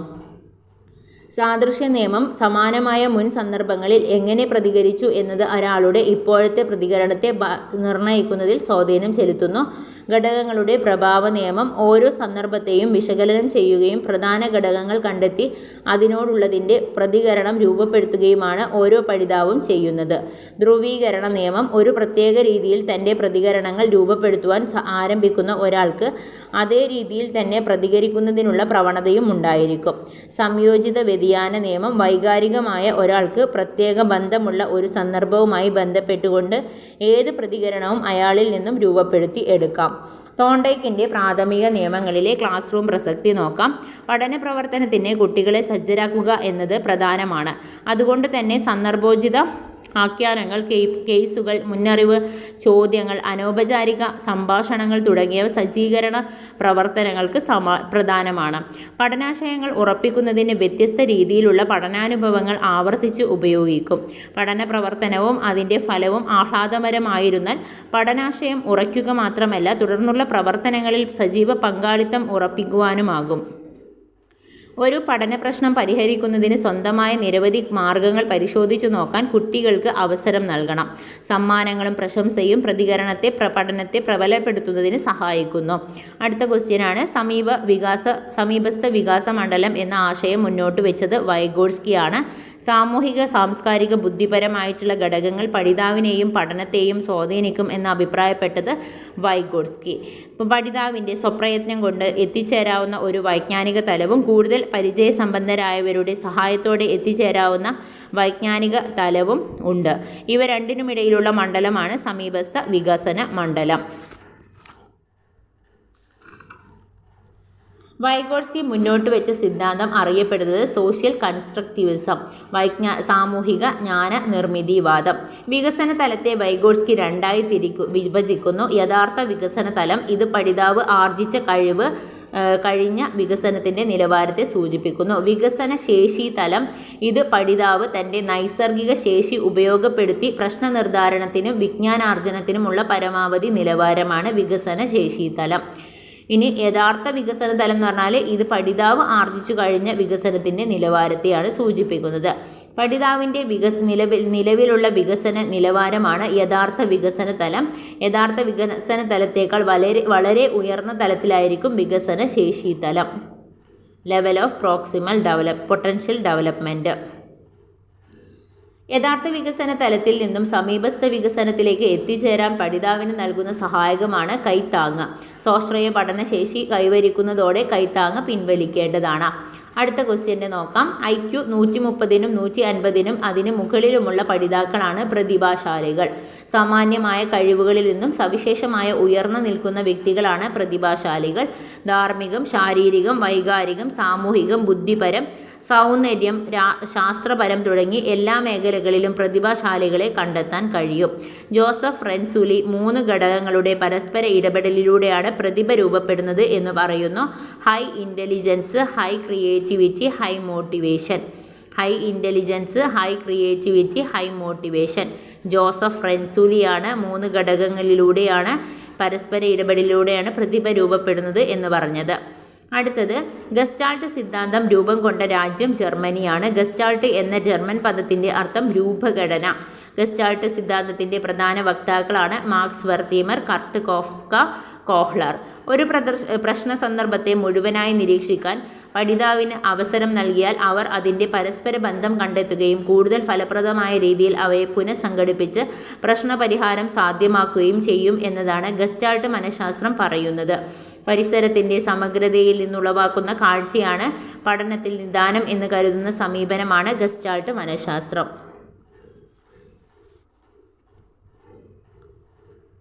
ഗസ്റ്റാൾട്ട് സിദ്ധാന്തത്തിൻ്റെ പ്രധാന ആശയങ്ങൾ പഠനത്തിലെ ചോദക പ്രതികരണ ബന്ധത്തെയും ശ്രമപരാജയ സിദ്ധാന്തത്തെയും ഇവർ തള്ളിക്കളഞ്ഞു. പഠനത്തിലെ ചോദക പ്രതികരണ ബന്ധത്തെയും സ്റ്റിമുലസ് റെസ്പോൺസിനെയും ശ്രമപരാജയ സിദ്ധാന്തത്തെയും ട്രയൽ ആൻഡ് എറർ ലേണിങ്ങിനെയും ഇവർ തള്ളിക്കളഞ്ഞു. അംശങ്ങളുടെ ആകെ തുകയേക്കാൾ മെച്ചപ്പെട്ടതാണ് സമഗ്രത. സമഗ്രതയിലാണ് യഥാർത്ഥമായിട്ടുള്ള അറിവ് ഉൽപ്പാദിപ്പിക്കപ്പെടുന്നത്. പ്രത്യക്ഷണത്തെ അടിസ്ഥാനമാക്കിയുള്ള ഒരു മനോവിജ്ഞാന ശാഖയാണിത്. ഒരു പ്രതിഭാസത്തിൻ്റെ സമഗ്ര അനുഭവമാണ് പ്രത്യക്ഷണത്തിൻ്റെ അടിസ്ഥാനമെന്നും ഇവർ വാദിക്കുന്നു. ഓരോ വ്യക്തിയുടെയും ദൃശ്യപ്രപഞ്ചം വ്യത്യസ്തമായിരിക്കും. വ്യക്തിഗത അനുഭവമാണ് പഠനത്തിൻ്റെ അടിത്തറ നിർണ്ണയിക്കുന്നത്. അന്തർദൃഷ്ടി പഠനത്തിലെ ഘട്ടങ്ങൾ സമഗ്ര വീക്ഷണം, പൂർവാനുഭവ സമന്വയം, അംശങ്ങളും പൂർണ്ണവും തമ്മിലുള്ള ബന്ധസ്ഥാപനം, ദൃശ്യക്ഷേത്രത്തിലെ പുനഃസംഘടന, പൊടുന്നനെയുള്ള പ്രശ്നപരിഹാരം, പഠനത്തിലെ സമഗ്രതാ നിയമങ്ങൾ, സാദൃശ്യ നിയമം, സാമീപ്യ നിയമം, സമ്പൂർണ്ണ പരിപൂർത്തി നിയമം, തുടർച്ചാ നിയമം, രൂപപശ്ചാത്തല ബന്ധം. കോഹ്ലർ സുൽത്താൻ എന്ന ചിമ്പാൻസിയെ ഉപയോഗിച്ച് നടത്തിയ പരീക്ഷണങ്ങൾ, മാക്സ് വെർത്തീമർ മനുഷ്യക്കുട്ടികളിൽ നടത്തിയ ഗണിത പ്രശ്നം ഉപയോഗിച്ചുള്ള പരീക്ഷണം, കോഴിക്കുഞ്ഞുങ്ങളിലും കുതിരയിലും നടത്തിയ പരീക്ഷണം എന്നിവ ഈ മേഖലകളിൽ നടന്ന പരീക്ഷണങ്ങളാണ്. അടുത്ത ക്വസ്റ്റ്യൻ, വ്യക്തികളെ വേർതിരിച്ചറിയാൻ സഹായകവും ഓരോ വ്യക്തിയും അയാളുടേതായിട്ടുള്ള തനിമ നൽകുന്നതുമായിട്ടുള്ള വൈജാത്യങ്ങൾ മനഃശാസ്ത്രത്തിന് അറിയപ്പെടുന്നത് വ്യക്തിവ്യത്യാസങ്ങൾ. വ്യക്തിവ്യത്യാസത്തിന് കാരണമാകുന്ന ഘടകങ്ങൾ ബുദ്ധിശക്തി, താൽപ്പര്യം, മനോഭാവം, അഭിരുചി, അഭിപ്രേരണ, സർഗാത്മകത, വ്യക്തിത്വം. ഇനി അടുത്ത ക്വസ്റ്റ്യനാണ് ആശയരൂപീകരണ പ്രക്രിയ. ആശയരൂപീകരണ പ്രക്രിയ ബ്രൂണർ 3 ഘട്ടങ്ങളായി വിശദീകരിക്കുന്നു: പ്രവർത്തന ഘട്ടം, ബിംബന ഘട്ടം, പ്രതിരൂപാത്മക ഘട്ടം. പ്രവർത്തന ഘട്ടം. പ്രവർത്തനങ്ങളിൽ ഏർപ്പെട്ടുകൊണ്ടുള്ള പഠനമാണ് ഈ ഘട്ടത്തിൽ നടക്കുന്നത്. മൂർത്ത വസ്തുക്കൾ ഉപയോഗിച്ചുകൊണ്ടുള്ള പഠനമാണിത്. ഇങ്ങനെ മനസ്സിലാക്കിയ കാര്യങ്ങൾ ഭാഷയിലൂടെയോ പ്രവർത്തനങ്ങളിലൂടെയോ ചിലപ്പോൾ വ്യാഖ്യാനിക്കാൻ കഴിഞ്ഞെന്ന് വരില്ല. ഏതൊരു ആശയത്തിൻ്റെയും പ്രാഥമിക തലം പ്രവർത്തനത്തിൻ്റേതാണ് എന്നതാണ് ബ്രൂണറുടെ അഭിപ്രായം. ബിംബനഘട്ടം. നേരിട്ടുള്ള അനുഭവത്തിന് പകരം ബിംബങ്ങൾ, ചിത്രങ്ങൾ, മോഡലുകൾ മുതലായവ ഉപയോഗിച്ചുള്ള പഠനമാണ് ഈ ഘട്ടത്തിൽ നടക്കുന്നത്. പ്രതിരൂപാത്മക ഘട്ടം. അമൂർത്ത ആശയങ്ങൾ, പ്രതീകങ്ങൾ തുടങ്ങി ഉപയോഗിച്ചുള്ള പഠനമാണ് ഈ ഘട്ടത്തിൽ നടക്കുന്നത്. കുട്ടി നേടിയ അറിവിൻ്റെ പ്രതീകങ്ങൾ ഉപയോഗിച്ച് കോഡ് ചെയ്യുവാൻ ഈ ഘട്ടത്തിൽ സാധിക്കുന്നു. മൂർത്ത വസ്തുക്കൾ ആദ്യവും ചിത്രങ്ങളും രൂപങ്ങളും അടങ്ങിയ അർദ്ധമൂർത്ത വസ്തുക്കൾ അതിനുശേഷവും തുടർന്ന് മൂർത്ത വസ്തുക്കളും എന്ന ക്രമത്തിൽ പഠനാനുഭവം ഒരുക്കുകയാണെങ്കിൽ ആശയരൂപീകരണം കൂടുതൽ ദൃഢമാകും. ഇനി അടുത്ത ക്വസ്റ്റ്യൻ്റെ ആണ് ബുദ്ധിശോധകങ്ങളാണ്. ഓരോ സമയം പരിശോധിക്കപ്പെടുന്നവരുടെ എണ്ണത്തെ ആധാരമാക്കിയുള്ള വർഗീകരണം വ്യക്തിശോധകങ്ങളും സംഘശോധകങ്ങളുമാണ്. ഉപയോഗിക്കുന്ന മാധ്യമത്തിൻ്റെ അടിസ്ഥാനത്തിലുള്ള വർഗീകരണമാണ് ഭാഷാപര ശോധകങ്ങൾ, ഭാഷാപരമല്ലാത്ത ശോധകങ്ങൾ, പ്രകടന ശോധകങ്ങൾ. അപ്പോൾ ബുദ്ധിശോധകങ്ങളുടെ പിതാവ് എന്നറിയപ്പെടുന്നത് ആൽഫ്രഡ് ബിനെയാണ്. ബുദ്ധിശോധകങ്ങൾ നോക്കാം. ബുദ്ധി പരീക്ഷയ്ക്കായി ഉപയോഗിക്കുന്ന പ്രധാന ശോധകങ്ങളാണ് വ്യക്തിശോധകങ്ങൾ. സ്റ്റാൻഫേർഡ് ബിനെ ബുദ്ധിശോധകം, വെസ്ലർ ബെല്ലവ്യൂ ബുദ്ധിശോധകം, കോയുടെ ബ്ലാക്ക് ഡിസൈൻ ശോധകം. ഇതെല്ലാം ബുദ്ധിശോധകങ്ങളാണ്. സംഘശോധകങ്ങളാണ് group intelligence test of the bureau of psychology. ഭാഷാപര ശോധകങ്ങൾ വെർബൽ ടെസ്റ്റ്. ഭാഷാപരമല്ലാത്ത ശോധകങ്ങൾ reference, progressive matrices test, Pidgeon's non verbal test. പ്രകടന ശോധകങ്ങൾ the Arthur performance scale, Bhatia performance scale, Bhatia performance test, Pintner Paterson performance scale, Wechsler Bellevue intelligence scale. ഇതൊക്കെ പ്രകടന ചോദകങ്ങളാണ്. Wechsler ബെല്ലവ്യൂ ബുദ്ധിമാപിനെ വികസിപ്പിച്ചത്, മാനകീകരണം നടത്തിയത് ഡേവിഡ് വെഷ്ലറാണ്. 1955 ആദ്യമായി പരിഷ്കരിച്ചു. അപ്പോൾ 3 വ്യത്യസ്ത മാപിനികൾ നിലവിൽ വന്നു. വെഷ്ലറുടെ പ്രീ സ്കൂൾ പ്രൈമറി സ്കൂൾ ബുദ്ധിമാപിനി WPPSI ആണ്. വെഷ്ലറുടെ കുട്ടികൾക്കായുള്ള ബുദ്ധിമാപിനിയാണ് WISC. പ്രായപൂർത്തിയായവർക്കുള്ള വെഷ്ലർ ബുദ്ധിമാപിനി WAIS ആണ്. ഇനി വൈകാരിക ബുദ്ധി. അപ്പം ബഹുമുഖ ബുദ്ധി എന്ന കാഴ്ചപ്പാട് മുന്നോട്ട് വെച്ചത് ഹൊവാർഡ് ഗാർട്ട്നർ ആണ്. ബഹുമുഖ ബുദ്ധി എന്ന കാഴ്ചപ്പാട് മുന്നോട്ട് വെച്ചത് ഹൊവാർഡ് ഗാർട്ട്നർ ആണ്. ഹൊവാർഡ് ഗാർട്ട്നറുടെ കണ്ടെത്തലുകളുടെ അടിസ്ഥാനത്തിൽ പീറ്റർ സലോവ, ജോൺ മേയർ എന്നിവർ വൈകാരിക ബുദ്ധി എന്ന ആശയം മുന്നോട്ട് വെച്ചു. വൈകാരിക ബുദ്ധി എന്ന ആശയത്തിൻ്റെ വിപുലമായ പ്രചാരവും സ്വീകാര്യതയും ലഭിച്ചത് ഡാനിയൽ ഗോൾമാൻ 1995 ഇമോഷണൽ ഇൻ്റലിജൻസ് എന്ന പുസ്തകം പ്രസിദ്ധീകരിച്ചതോടു കൂടിയിട്ടാണ്. 5 തലങ്ങളിലായിട്ടാണ് വൈകാരിക ബുദ്ധി വിശദീകരിക്കപ്പെടുന്നത്. അവ താഴെ പറയുന്നു.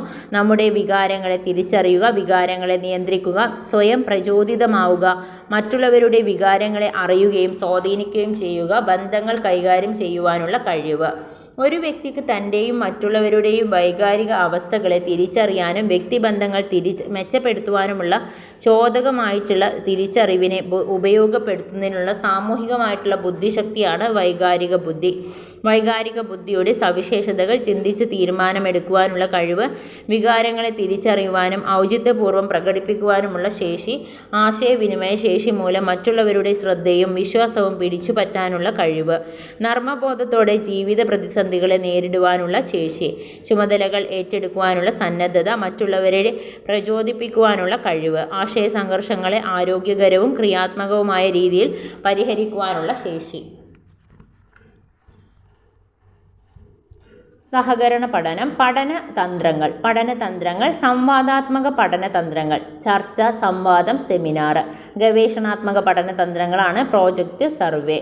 നിർമ്മാണാത്മക പഠനതന്ത്രങ്ങൾ: മോഡലുകളുടെ നിർമ്മാണം, രൂപങ്ങൾ, പഠനോപകരണങ്ങൾ എന്നിവയുടെ നിർമ്മിതി, ICT പ്രയോജനപ്പെടുത്തി തയ്യാറാക്കുന്ന സാമഗ്രികൾ. സർഗാത്മക പഠനതന്ത്രങ്ങളാണ് പാഠഭാഗത്തിലെ ആശയം നാടകമാക്കൽ, റോൾ പ്ലേ, പാവനാടകം, സംഗീതാവിഷ്കാരം, നൃത്താവിഷ്കാരം. സംഘപഠന തന്ത്രങ്ങളെ പ്രധാനമായും 3ആയി തിരിക്കാം. സമസംഘപഠനം: സമാന താൽപ്പര്യമുള്ള 2 പഠിതാക്കളുടെ സംഘമാണ് സമപഠന സംഘം. അവർ നിശ്ചിത പഠന ലക്ഷ്യം നേടുന്നതിന് പരസ്പരം ചർച്ചകൾ, സംവാദങ്ങൾ എന്നിവ നടത്തുന്ന പഠന പ്രക്രിയയാണ് സമസംഘപഠനം. സഹകരണാത്മക പഠനം: ഇത് കേവലം കുട്ടികളെ സംഘങ്ങളാക്കി പഠിപ്പിക്കുന്നതിലുപരി കുട്ടികളിൽ പരസ്പര ആശ്രിതത്വം രൂപപ്പെടുത്തുന്ന പ്രക്രിയ കൂടിയാണ്. വ്യത്യസ്ത നിലവാരക്കാരായ കുട്ടികളുടെ ചെറു സംഘങ്ങളിൽ ലഭിക്കുന്ന വൈവിധ്യമാർന്ന പഠനാനുഭവങ്ങൾ അവരുടെ ധാരണകളും ശേഷികളും വികസിക്കുന്നതിന് സഹായിക്കും. സഹവർത്തിത പഠനം: 2ഓ അതിലധികമോ അംഗങ്ങളുള്ള സംഘം ഒരു പ്രശ്നം പരിഹരിക്കുന്നതിനോ ഒരു പ്രവർത്തനം പൂർത്തിയാക്കുന്നതിനോ ഒരു ഉൽപ്പന്നം സൃഷ്ടിക്കുന്നതിനോ ഉള്ള ശ്രമത്തിൽ ഉൾച്ചേരുന്ന പ്രവർത്തനമാണ് സഹവർത്തിത പഠനം. സ്കൂൾ വിക്കി നോക്കാം. 1 മുതൽ 12 വരെയുള്ള ക്ലാസ്സുകളിലെ മുഴുവൻ പാഠപുസ്തകങ്ങളും ഡിജിറ്റൽ റിസോഴ്സുകളും പൊതുജനങ്ങൾ ഉൾപ്പെടുത്തിയിട്ടുള്ളവർക്ക് ലഭ്യമാക്കുന്ന ഓൺലൈൻ പോർട്ടലാണ് സമഗ്ര. എല്ലാ ഭാഷകളിലും ലാഭേച്ഛയില്ലാതെ സ്വതന്ത്രവും സമ്പൂർണവുമായിട്ടുള്ള ഒരു വിജ്ഞാനകോശം നിർമ്മിക്കുവാനുള്ള കൂട്ടായ സംരംഭമാണ് വിക്കിപീഡിയ. ഇനി അടുത്തത്, നമ്മുടെ സംസ്ഥാനത്തെ വിദ്യാഭ്യാസ സംവിധാനം സജീവമായി നിലനിൽക്കുന്നതിനും പുഷ്ടിപ്പെടുത്തുന്നതിനുമായിട്ട് നിലകൊള്ളുന്ന വിവിധ ഏജൻസികൾ ചുവടെ കൊടുക്കുന്നു. അപ്പോൾ ആദ്യത്തെ ഏജൻസി നോക്കാം. SCRT ആണ്, state council of educational research and training. സംസ്ഥാന സ്കൂൾ വിദ്യാഭ്യാസത്തിന് അക്കാദമിക നേതൃത്വം നൽകുന്ന സ്വയംഭരണ സ്ഥാപനമാണ് SCRT. 1994 സ്ഥാപിതമായിട്ടുള്ളത്. പൊതുവിദ്യാഭ്യാസ വകുപ്പ് മന്ത്രി ചെയർമാനും പൊതുവിദ്യാഭ്യാസ വകുപ്പ് സെക്രട്ടറി വൈസ് ചെയർമാനും ആയ ഗവേണിംഗ് ബോഡിയാണ് SCRTയുടെ പ്രവർത്തനങ്ങൾക്ക് നേതൃത്വം നൽകുന്നത്. വിദ്യാഭ്യാസ വകുപ്പിന് കീഴിലുള്ള സ്കൂളുകളുടെ പാഠ്യപദ്ധതിയും പാഠപുസ്തകങ്ങളും തയ്യാറാക്കുക എന്നതാണ് SCRTയുടെ പ്രധാന ചുമതല. SCRTയുടെ മറ്റു ചുമതലകളാണ് അധ്യാപകർക്കും കുട്ടികൾക്കുമുള്ള കൈപ്പുസ്തകങ്ങൾ തയ്യാറാക്കുക, അധ്യാപകർക്കുള്ള പരിശീലന പരിപാടികളുടെ കോർ SRG സംഘടിപ്പിക്കുക. സ്റ്റേറ്റ് റിസോഴ്സ് ഗ്രൂപ്പ് സംഘടിപ്പിക്കുക. വിദ്യാഭ്യാസ ഗവേഷണങ്ങൾക്ക് നേതൃത്വം നൽകുക. വിവിധ പരീക്ഷകളുടെ SSLC, KTET, LG, LSS, USS etc. Syllabus തയ്യാറാക്കുക. State institute of educational management and training ആണ് CMAT. 2005 ജൂലൈ 21 സ്ഥാപിതമായിട്ടുള്ളത്. വിദ്യാഭ്യാസ മാനേജ്മെൻറ്റുമായിട്ട് ബന്ധപ്പെട്ട പരിശീലനങ്ങളും ഗവേഷണങ്ങളും പഠനങ്ങളും നടത്തുക എന്നതാണ് CMATൻ്റെ ലക്ഷ്യം. മറ്റു പ്രവർത്തനങ്ങൾ: വിദ്യാഭ്യാസ മാനേജ്മെൻറ്റുമായി ബന്ധപ്പെട്ട ഗവേഷണ പഠനങ്ങൾ നടത്തുക. Primary school, high school, higher secondary, vocational higher secondary സ്കൂളുകളിൽ തലവന്മാർക്കുള്ള ഹെഡ് മാസ്റ്റർ, പ്രിൻസിപ്പൽ പരിശീലന പരിപാടികൾ സംഘടിപ്പിക്കുക. വിദ്യാഭ്യാസ ഓഫീസർമാർക്കുള്ള ശാക്തീകരണ പരിപാടികൾ സംഘടിപ്പിക്കുക. വിദ്യാഭ്യാസ ഓഫീസുകളിലെ അഡ്മിനിസ്ട്രേറ്റീവ് ജീവനക്കാർക്കുള്ള മാനേജ്മെൻറ്റ് പരിശീലനം നടത്തുക.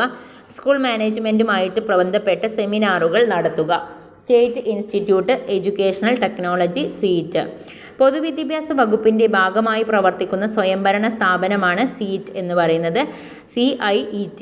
പൊതുവിദ്യാഭ്യാസ വകുപ്പ് മന്ത്രി ചെയർമാനും പൊതുവിദ്യാഭ്യാസ വകുപ്പ് സെക്രട്ടറി വൈസ് ചെയർമാനുമായിട്ടുള്ള 16 അംഗ ബോർഡാണ് ഇതിൻ്റെ മേൽനോട്ടം വഹിക്കുന്നത്. വീഡിയോ, ഓഡിയോ പ്രോഗ്രാമുകൾ, കമ്പ്യൂട്ടർ, മൾട്ടിമീഡിയ തുടങ്ങി വിദ്യാഭ്യാസ സോഫ്റ്റ്വെയറുകൾ തയ്യാറാക്കലും വിതരണം ചെയ്യലുമാണ് SEETയുടെ പ്രധാന ചുമതല. മറ്റ് പ്രവർത്തനങ്ങൾ: പാഠപുസ്തകങ്ങളുടെ ഡിജിറ്റൽ ഉള്ളടക്കം തയ്യാറാക്കുക, ഓൺലൈൻ കോഴ്സുകൾ സംഘടിപ്പിക്കൽ, ആപ്റ്റിറ്റ്യൂഡ് ടെസ്റ്റുകൾ വികസിപ്പിക്കൽ, ചിൽഡ്രൻ ഫിലിം ഫെസ്റ്റിവൽ സംഘടിപ്പിക്കൽ, പാഠ്യവിഷയങ്ങൾ ബ്രോഡ്കാസ്റ്റ് ചെയ്യാനുള്ള സൗകര്യമൊരുക്കൽ.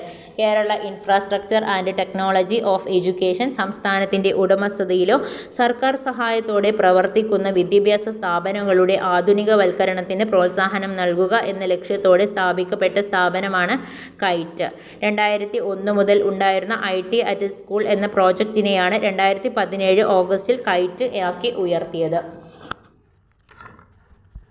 KITEൻ്റെ നേതൃത്വത്തിൽ നടക്കുന്ന ചില സംരംഭങ്ങൾ: സമേതം, Kerala school data bank, cool, KITEൻ്റെ ഓപ്പൺ ഓൺലൈൻ ലേണിംഗ് സംവിധാനം, ഹൈടെക് സ്കൂൾ, വിക്ടേഴ്സ് ചാനൽ 2006 ആരംഭിച്ചു. എഡ്യൂസാറ്റിൻ്റെ സഹായത്തോടെ പ്രവർത്തിക്കുന്നു. സമഗ്ര റിസോഴ്സ് പോർട്ടൽ, സ്കൂളുകളുടെയും കോളേജുകളുടെയും നവീകരണം, സമ്പൂർണ്ണ സ്കൂൾ മാനേജ്മെൻറ്റ് സൊല്യൂഷൻ 2010 ആരംഭിച്ചു. School Vicky, little Kites, IT ക്ലബ്ബുകൾ പദ്ധതി 2018 ജനുവരി 22 ആരംഭിച്ചു. SCERTയുമായി സഹകരിച്ച് ICT പാഠപുസ്തകങ്ങൾ തയ്യാറാക്കൽ. ജില്ലാ വിദ്യാഭ്യാസ പരിശീലന കേന്ദ്രം ഡയറ്റ്. 1986 വിദ്യാഭ്യാസ നയത്തിൻ്റെ ഭാഗമായി 1989 ഡയറ്റുകൾ സ്ഥാപിതമായി. 1992 14 ജില്ലകളിലും ഡയറ്റുകൾ സ്ഥാപിച്ചു. എലിമെൻ്ററി വിദ്യാഭ്യാസത്തിൻ്റെ ഗുണമേന്മ വികസിപ്പിക്കുക എന്ന പ്രാഥമിക ലക്ഷ്യത്തോടെയാണ് ഡയറ്റുകൾ സ്ഥാപിച്ചത്. ഡയറ്റിൻ്റെ മറ്റു ചുമതലകൾ: ജില്ലാതല റിസോഴ്സ് ഗ്രൂപ്പ് സജ്ജമാക്കൽ, പാദവാർഷികം, അർദ്ധവാർഷികം, വാർഷിക പരീക്ഷകളുടെ ചോദ്യപേപ്പർ നിർമ്മാണം, SSK പദ്ധതിയുടെ ഭാഗമായ BRCയുടെ അക്കാദമിക ചുമതല, സബ് ജില്ലാ വിദ്യാഭ്യാസ ജില്ലാ തലങ്ങളിലുള്ള വിദ്യാലയങ്ങളുടെ അക്കാദമിക ചുമതല, വിദ്യാഭ്യാസ വകുപ്പ് ഓരോ ഘട്ടത്തിലും നടപ്പിലാക്കുന്ന പദ്ധതികളുടെ ജില്ലാതല അക്കാദമിക ചുമതല, ഭിന്നശേഷിക്കാർക്കുള്ള അക്കാദമിക പിന്തുണ ഉറപ്പാക്കൽ. സമഗ്ര ശിക്ഷ കേരള SSK കേന്ദ്രാവിഷ്കൃത പദ്ധതിയായ സർവശിക്ഷ അഭിയാന്റെ തുടർച്ചയായിട്ട് SSK 2018 ആരംഭിച്ച SSK പ്രീ പ്രൈമറി മുതൽ ഹയർ സെക്കൻഡറി വരെയുള്ള വിദ്യാലയങ്ങൾക്ക് അക്കാദമികവും ഭൗതികമായിട്ടുള്ള പിന്തുണ നൽകുന്ന സ്ഥാപനമാണ്. ജില്ലാ തലങ്ങളിലും ബ്ലോക്ക് തലങ്ങളിലും പരിശീലനങ്ങൾ ആസൂത്രണം ചെയ്ത് നടപ്പിലാക്കുന്നു. സൗജന്യ പാഠപുസ്തകം, 8ാം ക്ലാസ് വരെ സൗജന്യ യൂണിഫോം എന്നിവ ഈ പദ്ധതിയുടെ ഭാഗമായി നൽകുന്നു.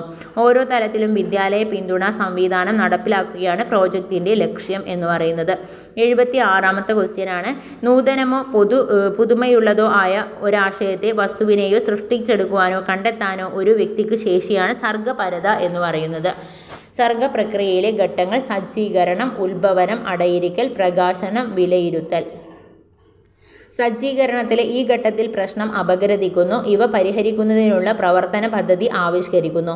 ഉദ്ഭവനം, അടയിരിക്കൽ. പ്രശ്നം തൽക്കാലം മാറ്റിവെച്ച് മനസ്സിനെ മറ്റെന്തിലേക്കെങ്കിലും വ്യാപരിക്കുന്ന പ്രവൃത്തിരഹിതമായിട്ടുള്ള ഘട്ടമാണ് ഉത്ഭവനം, അടയിരിക്കൽ എന്ന് പറയുന്നത്. ഈ ഘട്ടത്തിൻ്റെ പ്രശ്നപരിഹരണം ഉടനടി നടക്കണമെന്നില്ല. എന്നാൽ ശേഖരിച്ച വസ്തുക്കൾ ബോധമനസ്സിൻ്റെ അടിത്തട്ടിൽ സമാഹരിച്ചു വയ്ക്കുന്നുണ്ടാകും. അബോധമനസ്സ് അന്വേഷണം തുടങ്ങുകയും പ്രശ്നനിർദ്ധാരണത്തിനുള്ള ചില സൂചനകൾ നൽകുകയും ചെയ്യും. പ്രകാശനം. പെട്ടെന്ന് ഒരു ഉൾവിളി പോലെ പ്രശ്നപരിഹാര മാർഗം മനസ്സിലേക്ക് ഓടിയെത്തുന്നതാണ് പ്രകാശനം. വിലയിരുത്തൽ. ഈ ഘട്ടത്തിൽ ഉൾക്കാഴ്ചയിലൂടെ കണ്ടെത്തിയ പരിഹാരം ശരി തന്നെയാണോ എന്ന് നിർണ്ണയിക്കുന്നതിന് വേണ്ടി അതിനെ പരിശോധിക്കുന്നു, വീണ്ടും ചിന്തിക്കുകയും എത്തിച്ചേർന്ന നിഗമനത്തെ പരിഷ്കരിക്കുകയും മിനുക്കുകയും ചെയ്യുന്നു. സർഗപരത പരിപോഷിപ്പിക്കുന്നതിന് സ്വീകരിക്കാവുന്ന മാർഗങ്ങൾ: വൈവിധ്യമാർന്ന പ്രവർത്തനങ്ങൾക്ക് അവസരമൊരുക്കുക, അന്വേഷണത്വരയെ പ്രോത്സാഹിപ്പിക്കുക, ആത്മാവിഷ്കാരത്തിന് അവസരം ഒരുക്കുക. സർഗപരത നിർവചനങ്ങൾ. പൂർണ്ണമായോ ഭാഗികമായോ ഉള്ള ഒരു പുതുമയുടെ നിർമ്മിതിയാണ് സർഗപരത. സ്റ്റാഗ്നർ, കാർവോസ്കി. പൂർണ്ണമായോ ഭാഗികമായോ ഉള്ള ഒരു പുതുമയുടെ നിർമ്മിതിയാണ് സർഗപരത എന്ന് പറഞ്ഞിട്ടുള്ളത് സ്റ്റാഗ്നർ, കാർവോസ്കിയാണ്. പുതുമയുള്ള നിർമ്മിതികളാണല്ലോ കാറുകളൊക്കെ. ഇപ്പം കാർവോസ്കി എന്ന് ഓർത്ത് വെക്കുക. പിന്നെ പുതിയതോ പുതുമയുള്ളതോ ആയ ഒരാശയത്തെയോ വസ്തുവിനെയോ സൃഷ്ടിക്കുവാനോ കണ്ടെത്തുവാനോ ഒരു വ്യക്തിക്കുള്ള ശേഷിയാണ് സർഗപരത എന്ന് പറഞ്ഞിട്ടുള്ളത് ഗിൽഫോൾഡാണ്. അടുത്തത് വികാസ തത്വങ്ങളാണ്. വികാസം അനസ്യൂതമാണ്. വികാസം ഒരു അനസ്യൂത പ്രക്രിയയാണ്. ഗർഭധാരണം മുതൽ മരണം വരെ ഒരു വ്യക്തിയിൽ തുടർച്ചയായിട്ട് പരിവർത്തനങ്ങൾ ഉണ്ടായിക്കൊണ്ടിരിക്കുന്നു. വികാസം ഗതി നിയമം പാലിക്കുന്നു. വികസനത്തിൻ്റെ കാര്യത്തിൽ ഒരു പിന്തുടർച്ചാ ക്രമം കാണാൻ കഴിയും. സാധാരണ അനുവർത്തിച്ചു വരുന്ന 2 വികാസക്രമങ്ങൾ താഴെ കൊടുക്കുന്നു. ശാരീരിക വികാസത്തിൽ തല മുതൽ പാദം വരെ എന്ന ക്രമമാണ് സെഫലോകോഡൽ സീക്വൻസ് പാലിക്കുന്നു. വികാസത്തിൽ ശരീരമധ്യത്തിൽ നിന്നും വശങ്ങളിലേക്ക് സാമീപ്യ ദൂരസ്ഥ ദിശാക്രമം പ്രോക്സിമോ ഡിസ്റ്റൽ ഡയറക്ഷൻ എന്ന ക്രമം പാലിക്കുന്നു. വികാസം സഞ്ചിത സ്വഭാവത്തോടു കൂടിയതാണ്. ആദ്യമാദ്യം ഉണ്ടാകുന്ന വികാസങ്ങൾ ഒന്നു ചേർന്ന് സഞ്ചിത രൂപമാകുന്നത് കൊണ്ടാണ് തുടർന്നുള്ള വികാസം സാധ്യമാകുന്നത്. വികാസം സാമാന്യത്തിൽ നിന്നും വിശേഷണത്തിലേക്ക് കടക്കുന്നു. വികാസം പാരമ്പര്യത്തെയും പരിസരത്തെയും ആശ്രയിച്ചിരിക്കുന്നു. വികാസം പരിപക്വനത്തെയും പഠനത്തെയും ആശ്രയിച്ചിരിക്കുന്നു. വികാസക്രമം രേഖീയമല്ല, മറിച്ച് ചാക്രികമാണ്. വികാസം പരസ്പരം ബന്ധപ്പെട്ടിരിക്കുന്നു. വികാസം പ്രവചനീയമാണ്. വികാസത്തിൻ്റെ ഗതിയിൽ വ്യത്യാസമുണ്ടായിരിക്കും. വികാസത്തിൽ ചില നിർണായക ഘട്ടങ്ങളുണ്ട്. അർത്ഥപരമായിട്ടുള്ള ഓർമ്മ. നാം നമ്മുടെ ചുറ്റുപാടുകളോട് പ്രതികരിക്കുമ്പോഴോ ഇടകലരുമ്പോഴോ ലഭിക്കുന്ന അനുഭവങ്ങൾ ശേഖരിച്ചു വയ്ക്കുവാനും ആവശ്യമുള്ളപ്പോൾ അവയെ പുറത്തേക്ക് കൊണ്ടുവരുവാനുമുള്ള മനസ്സിൻ്റെ കഴിവാണ് ഓർമ്മ എന്ന് പറയുന്നത്. വിവിധതരം ഓർമ്മകൾ നോക്കാം. ഇന്ദ്രിയ സ്മരണ ഒരു കാര്യം മനസ്സിലാക്കിയ ഉടനെ തന്നെ അതിനെ ഓർമ്മിപ്പിക്കാൻ സഹായിക്കുന്നതാണ് പെട്ടെന്നുള്ള ഓർമ്മ അഥവാ ഇന്ദ്രിയ സ്മരണ എന്ന് പറയുന്നത്. പേര് സൂചിപ്പിക്കുന്നത് പോലെ അതിൻ്റെ കാലദൈർഘ്യം വളരെ കുറവാണ്. മാത്രവുമല്ല പുതിയത് വരുമ്പോൾ പഴയത് നഷ്ടപ്പെടുകയും ചെയ്യുന്നു. ഒരു കാര്യം വളരെ കുറഞ്ഞ സമയത്തേക്ക് മാത്രം ഓർമ്മിപ്പിക്കുമ്പോൾ അത് ഇന്ദ്രിയ സ്മരണയാണ്. ഇനി ഹ്രസ്വകാല സ്മരണ. ഇതിൽ പെട്ടെന്നുള്ള ഓർമ്മയേക്കാൾ കൂടുതൽ കാലം കാര്യങ്ങൾ സൂക്ഷിക്കാൻ സാധിക്കുന്നു. സാധിക്കുന്നുണ്ട്. പഠിതാവിൻ്റെ പരിശ്രമത്തിനനുസരിച്ചിട്ട് ദൈർഘ്യം കൂട്ടുവാനും സാധിക്കുന്നു. കുറച്ച് കാര്യങ്ങൾ മാത്രമേ സൂക്ഷിക്കാൻ കഴിയുകയുള്ളൂ. സൂക്ഷിക്കുന്ന കാര്യം സ്വാഭാവികമായി ആവർത്തിക്കപ്പെടുന്നില്ല. അതുകൊണ്ട് തന്നെ പെട്ടെന്ന് മറന്നു പോവുകയും ചെയ്യുന്നു. പരിശ്രമിച്ചാൽ ഹ്രസ്വകാല ഓർമ്മയിലെ കാര്യങ്ങൾ ദീർഘകാല ഓർമ്മയിലേക്ക് മാറ്റാൻ കഴിയും. അടുത്തത് ദീർഘകാല സ്മരണയാണ്. അധികകാലം നീണ്ടു നിൽക്കുന്ന ഓർമ്മയായതിനാൽ അതിനെ സ്ഥിരമായിട്ടുള്ള ഓർമ്മ എന്നും വിളിക്കാം. അതിന് ഏറെ കാര്യങ്ങൾ ഉൾക്കൊള്ളുവാനും സാധിക്കുന്നു. അതിൽ ഉൾപ്പെടുന്ന വസ്തുക്കൾക്ക് സാധാരണയായിട്ട് മാറ്റം സംഭവിക്കുന്നില്ല. അതിൻ്റെ സഹായത്തോടെ ധാരാളം കാര്യങ്ങളെ ഓർമ്മിച്ചു വെക്കുവാനും ആവശ്യമായ സമയത്ത് ഉപയോഗിക്കുവാനും സാധിക്കുന്നു. ദീർഘകാല ഓർമ്മ തന്നെ 3 രീതിയിലുണ്ട്. സംഭവപരമായിട്ടുള്ള ഓർമ്മ എന്ന് പറഞ്ഞാൽ ഇത് ഒരാളുടെ ജീവിതവുമായി ബന്ധപ്പെട്ട അനുഭവങ്ങളും വ്യക്തിപരമായ ആശയങ്ങളും ഓർമ്മിച്ചെടുക്കുന്നതാണ്. അങ്ങനെയുള്ളവയെ ജീവിതകാലം മുഴുവൻ ഓർമ്മിച്ചു വയ്ക്കുവാനും വിശദീകരിക്കുവാനും ആ വ്യക്തിക്ക് കഴിയും. അർത്ഥപരമായ ഓർമ്മ പുനരുപയോഗിക്കുന്നതിന് വേണ്ടി ആവശ്യമായ വിവരങ്ങൾ, പദങ്ങൾ, ആശയങ്ങൾ എന്നിവ ഓർത്തുവെക്കുന്നതാണ് അർത്ഥപരമായിട്ടുള്ള ഓർമ്മ. പ്രക്രിയാപരമായിട്ടുള്ള ഓർമ്മ വിവിധ നൈപുണ്യങ്ങളുമായിട്ട് ബന്ധപ്പെട്ട ഓർമ്മകളാണ് ഇതിൽ പെടുന്നത്. പൊതുവെ പ്രവർത്തിച്ച് പഠിക്കുന്നവയാണ് പ്രക്രിയാപരമായിട്ടുള്ള ഓർമ്മയിൽ വരുന്നത്. സംഗീത ഉപകരണങ്ങളുടെ ഉപയോഗം ഇതിന് ഉദാഹരണമാണ്. ഓർമ്മ അടിസ്ഥാന ഘടകങ്ങൾ. ഓർമ്മയിലെ 4 അടിസ്ഥാന ഘടകങ്ങൾ അടങ്ങിയിരിക്കുന്നു. പഠനം, ധാരണ, അനുസ്മരണം, തിരിച്ചറിവ് എന്നിവയാണവ. ഈ 4 ഘടകങ്ങൾ പ്രവർത്തിക്കുമ്പോഴാണ് ഓർമ്മ എന്ന പ്രവർത്തനം നടക്കുന്നത്. പഠനം. ഇന്ദ്രിയാനുഭവങ്ങളിലൂടെയാണ് പഠനം നടക്കുന്നത്. ഒരു വസ്തുവിനെ കുറിച്ചുള്ള ഓർമ്മ വ്യക്തമായിട്ട് വീണ്ടും ഉണ്ടാകണമെങ്കിൽ ശക്തമായ വിധത്തിൽ അവ മനസ്സിൽ പതിയണം. ധാരണ. മനസ്സിൽ പതിയുന്ന ആശയങ്ങൾ വിട്ടുപോകാതെ സൂക്ഷിക്കുന്നതാണ് ധാരണ. നേടിയ അനുഭവത്തിൻ്റെ മനസ്സിൽ ഉറപ്പിച്ചു നിർത്തേണ്ടത് അനിവാര്യമാണ്, അത്യാവശ്യമാണ്. എന്നാൽ എല്ലാം ഇങ്ങനെ നിലനിർത്താനാവില്ല. അനുസ്മരണം. ഉൾക്കൊള്ളുന്ന ആശയങ്ങൾ തിരികെ ബോധമണ്ഡലത്തിൽ കൊണ്ടുവരുന്ന പ്രക്രിയയാണ് അനുസ്മരണം എന്ന് പറയുന്നത്. നേടിയ കാര്യങ്ങൾ മനസ്സിൽ ഉറപ്പിച്ചു നിർത്തിയാൽ മാത്രമേ അവയെ ബോധതലത്തിൽ ആവശ്യാനുസരണം കൊണ്ടുവരാൻ കഴിയുകയുള്ളൂ. തിരിച്ചറിവ്. ബോധതലത്തിലേക്ക് കൊണ്ടുവന്ന കാര്യങ്ങളെല്ലാം ഇന്നതാണെന്നും അത് സ്വന്തമാണെന്നും മനസ്സിലാക്കുന്നതിനെയാണ് തിരിച്ചറിവ് എന്ന് പറയുന്നത്. ഇത് അനുസ്മരണവുമായി വളരെ ബന്ധപ്പെട്ടിരിക്കുന്നു. ഇനി ശാരീരികമോ ബുദ്ധിപരമോ വികസനപരമോ സാമൂഹികപരമോ ആയ കാരണങ്ങളാൽ സമപ്രായക്കാരേക്കാൾ കൂടുതൽ ശ്രദ്ധയും പരിഗണനയും ആവശ്യമായവരാണ് പ്രത്യേക പരിഗണന അർഹിക്കുന്ന കുട്ടികൾ. പ്രത്യേക പരിഗണന അർഹിക്കുന്ന കുട്ടികളുടെ പ്രത്യേകതകൾ: വളർച്ചാഘട്ടത്തിൽ താമസം വരുന്നു, ആശയവിനിമയത്തിൽ ബുദ്ധിമുട്ട്, വൈകാരിക വ്യവഹാര മേഖലകളിൽ പരിമിതികൾ, പഠന മേഖലകളിലെ പ്രയാസം, പൊതുവേദിയിൽ ആത്മവിശ്വാസക്കുറവ്. ഭിന്നശേഷിക്കാരുടെ അവകാശ സംരക്ഷണത്തിനായിട്ട് ദേശീയ തലത്തിൽ ചില സംരക്ഷണ നിയമങ്ങളും ആക്ടുകളും നിലകൊള്ളുന്നു. PWD act 1995, persons with disabilities act 1995. ഭിന്നശേഷിക്കാരുടെ തുല്യ അവസരത്തിനും അവകാശ സംരക്ഷണത്തിനും പൂർണ്ണ പങ്കാളിത്തത്തിനുമുള്ള 1995 ആക്ട് എന്നറിയപ്പെടുന്നു.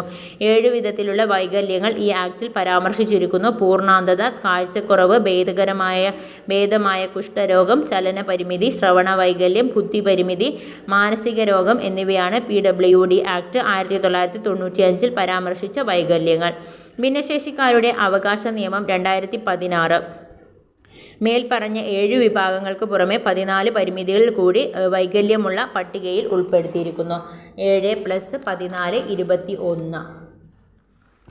RCI act 1992. ഭിന്നശേഷിക്കാരുടെ പുനരധിവാസം ലക്ഷ്യമാക്കി 1986 ഒരു രജിസ്ട്രേറ്റ് സൊസൈറ്റിയായിട്ട് ഡൽഹിയിൽ രൂപം കൊള്ളുകയും 1992 RCI എന്ന നിലയിൽ ഉയർത്തുകയും RCI ആക്ട് നിലവിൽ വരികയും ചെയ്തു. 2000 ഈ ആക്ട് ഭേദഗതി ചെയ്തു. Mental health act 1987. മാനസിക രോഗം ബാധിച്ചവരുടെ ചികിത്സക്കും സംരക്ഷണത്തിനും 1987 മെയ് 22 പാസാക്കിയ നിയമമാണ് മെൻ്റൽ ഹെൽത്ത് ആക്ട്. 2017 ഏപ്രിൽ 7 ഭേദഗതി ചെയ്ത് mental health care act parliament പാസാക്കി. National trust act 1999 autism, cerebral palsy, ബുദ്ധിമാന്ദ്യം, ബഹുവിധ വൈകല്യം എന്നീ വിഭാഗങ്ങളിൽ പെടുന്നവരുടെ ക്ഷേമം ഉറപ്പുവെക്കുന്നതിനായിട്ട് 1999 December 30 national trust act parliament പാസാക്കി. ഇനി അടുത്തത് ഇംഗ്ലീഷ് ക്വസ്റ്റ്യൻ ആണ്. അപ്പോൾ നോക്കാം. ക്രാഷൻ ടെറസിൻ്റെ അഭിപ്രായത്തിൽ വായനയുടെ സബ് സ്കില്ലുകളിൽ ഉൾപ്പെടാവുന്നതാണ് skimming, scanning, intensive reading, extensive reading. അപ്പം ക്രാഷൻ ടെറസിൻ്റെ അഭിപ്രായത്തിൽ വായനയുടെ സബ് സ്കില്ലുകളിൽ ഉൾപ്പെടുന്നത് ഏതൊക്കെയാണ്? അതിൽ സ്കിമ്മിങ്, സ്കാനിങ്, ഇൻറ്റൻസീവ് റീഡിങ്ങും എക്സ്റ്റെൻസീവ് റീഡിങ്ങുമാണ്. വായനയുടെ മറ്റ് സബ് സ്കില്ലുകളാണ് accuracy, comprehension, fluency, self assessment. Accuracy, comprehension, fluency, self assessment. ഇനി അടുത്ത ക്വസ്റ്റ്യൻ നമ്മളുടെ ടെൻസിൽ നിന്നുള്ള ഒരു ക്വസ്റ്റ്യൻ ആയിരുന്നു. അപ്പോൾ അതിൽ നമുക്ക് ജസ്റ്റ് ഒന്ന് ടെൻസുകൾ മുഴുവനായിട്ട് അതിൻ്റെ ആ ഒരു ഫോമുകളൊക്കെ ഒന്ന് പഠിച്ചിട്ട് പോവാട്ടോ. അപ്പോൾ നോക്കാം. സിമ്പിൾ പ്രസൻറ്റ് എന്ന് പറഞ്ഞാൽ subject plus verb plus object ആണ്. Subject plus verb plus object ആണ് സിമ്പിൾ പ്രസൻറ്റ് എന്ന് പറയുന്നത്. അപ്പം എന്താണ്? അപ്പോൾ സിമ്പിൾ പ്രസൻറ്റിൽ റൈറ്റ്സ് അങ്ങനെയുള്ളത് മാത്രമേ വരുള്ളൂ. കാരണം എന്താണ്? വെർബ് പ്ലസ് ഒബ്ജക്റ്റ് അല്ലേ വന്നിട്ടുള്ളത്. അപ്പോൾ സബ്ജക്റ്റിൻ്റെ കൂടെ റൈറ്റ് അല്ലെങ്കിൽ റൈറ്റ്സ്. എന്താണ്? റൈറ്റ് ആണെന്നുണ്ടെങ്കിൽ എന്താണ്? അത് പ്ലൂരലായിട്ടും റൈറ്റ്സ് എന്ന് പറയുമ്പം അത് സിംഗുലറായിട്ടും കേട്ടോ. അപ്പം സിമ്പിൾ പ്രസൻറ്റിൽ അത് മാത്രം നോക്കിയാൽ മതി. ഇനി സിമ്പിൾ പ്രസൻറ്റ് കണ്ടിന്യൂസ് ആണ്. പ്രസൻറ്റ് കണ്ടിന്യൂസിൽ subject plus is am are plus verb plus ING plus object ആണ് വരുന്നത്. അപ്പോൾ പ്രസൻറ്റ് കണ്ടിന്യൂസിൽ നമുക്ക് അതിൻ്റെ ഒരു ഫോം മനസ്സിലാക്കി വെക്കാം. ഈസ് ആം ആറ് വെർബ് പ്ലസ് ING ആണ്. അപ്പോൾ നമ്മൾ അതിൽ പറയുമ്പം ഈസ് ആം ആർ അല്ലെങ്കിൽ അത് വെച്ചിട്ട് നമ്മൾ റൈറ്റിംഗ്, ഇപ്പോൾ നമ്മൾ എന്ത് ചെയ്യുന്നു, ഒരു ING വെച്ചിട്ടാണ് പറയുക, ഈസ് ആം ഓർ എന്താണ് റൈറ്റ്. ഇനി അടുത്തത് പ്രസൻറ്റ് പെർഫെക്റ്റ് ആണ്. പ്രസൻറ്റ് പെർഫെക്റ്റിൻ്റെ ഫോം എന്ന് പറയുന്നത് subject plus has or have plus V3 plus object ആണ്. അപ്പം അവിടെ ഒരു വാക്ക് എങ്ങനെയാണ് വരിക? ഹാവ് അല്ലെങ്കിൽ ഹാസ് റിട്ടൺ എന്നേ വരുള്ളൂ. തേർഡ് ഫോം അല്ലേ അവിടെ പറഞ്ഞിട്ടുള്ളത്, V3 ആണ് വന്നിട്ടുള്ളത്. അപ്പം ഹാസ് ഓർ ഹാവ് V3 ആയിരിക്കും. ഇനി പ്രസൻറ്റ് പെർഫെക്റ്റ് കണ്ടിന്യൂസ് ആണ്. അവിടെ ഫോം എന്ന് പറയുന്നത് subject plus has or have plus അതിൻ്റെ കൂടെ ഒരു ബീന് വന്നിട്ടുണ്ട്. ആ ബീനിൻ്റെ കൂടെ verb plus ING plus since for plus time. അപ്പം ഈ ഒരു പ്രസൻറ്റ് പെർഫെക്റ്റ് കണ്ടിന്യൂസിൽ എപ്പോഴും എന്തുണ്ടായിരിക്കും? സിൻസ് അല്ലെങ്കിൽ ഫോർ ഉണ്ടാകും. അങ്ങനെ കണ്ടെത്തിയാൽ നമുക്ക് അത് മനസ്സിലാക്കാൻ പറ്റും. അതുപോലെ അതിൻ്റെ ഒരു രൂപം എന്ന് പറയുന്നത് has or have plus been plus ING ആണ് കേട്ടോ. Verb plus been plus ING ആണ്. അപ്പം എന്താണ്, നമുക്കത് അങ്ങനെ മനസ്സിലാക്കാൻ പറ്റും. അപ്പം has have been writing, has or have been writing എന്നാണ് കേട്ടോ അതിൻ്റെ ഇത് വരുന്നത്. ഇനി സിമ്പിൾ പാസ്റ്റ് ആണ്. സിമ്പിൾ പാസ്റ്റ് എന്ന് പറയുമ്പോൾ subject plus V2 plus object, വേറെ ഒന്നും നോക്കണ്ട, സബ്ജക്റ്റ് അതിൻ്റെ കൂടെ V2 അല്ലേ, റോട്ട്. ഇപ്പോൾ എഴുത്തിൻ്റെതാണെങ്കിൽ റോട്ട് എന്നാണ് വരിക. അപ്പോൾ റോട്ട് എന്നാണ് അവിടെ വരിക, അത് മാത്രം ശ്രദ്ധിച്ചാൽ മതി. ഇനി പാസ്റ്റ് കണ്ടിന്യൂസ് ആണ്. പാസ്റ്റ് കണ്ടിന്യൂസ് പ്രസൻറ്റ് കണ്ടിന്യൂസ് നമ്മൾ പഠിച്ചില്ലേ? പ്രസൻറ്റ് കണ്ടിന്യൂസ് നമ്മൾ പഠിച്ചപ്പോൾ എന്താണ് പഠിച്ചത്? Subject plus is am are plus verb plus ING ആണ്. ഇപ്പോൾ പാസ്റ്റ് കണ്ടിന്യൂസ് അതുപോലെ തന്നെയാണ്, എന്നാൽ എന്താണ് പാസ്റ്റ് ആണെന്ന വ്യത്യാസം മാത്രമേ ഉള്ളൂ. സബ്ജക്റ്റ് പ്ലസ് വാസ് വേറാണ് അവിടെ വരിക. ഈസ് ആം ആറിന് പകരം വാസ് വേറാണ് വരിക. അതിൻ്റെ കൂടെ plus verb plus ING plus object ആണ് വരുന്നത്. അപ്പം അതിൻ്റെ ഒരു ഉദാഹരണം നമുക്ക് നോക്കാം. വാസ് ഓർ വേർ റൈറ്റിംഗ് എന്നാണ് വരിക. Was or were writing. ഇനി പാസ്റ്റ് പെർഫെക്റ്റ് ആണ്. പാസ്റ്റ് പെർഫെക്റ്റിൽ subject plus had plus V3 ആണ്. V3 plus object. പാസ്റ്റ് പെർഫെക്റ്റിൽ നമ്മൾ പ്രസൻറ്റ് പെർഫെക്റ്റ് പഠിച്ചു അല്ലേ? പ്രസൻറ്റ് പെർഫെക്റ്റ് പഠിച്ചപ്പോൾ എങ്ങനെയായിരുന്നു അതിൻ്റെ ഒരു ഫോം വന്നത്? Subject plus has or have plus V3 ആണ് വന്നത്. അതുപോലെ തന്നെ പാസ്റ്റ് പെർഫെക്റ്റ് ആണെങ്കിൽ അത് ശ്രദ്ധിക്കുക, subject plus had plus V3 ആണ് വരിക. ഹാവ് ഓർ ഹാസ് എന്തിലാണ് വരിക?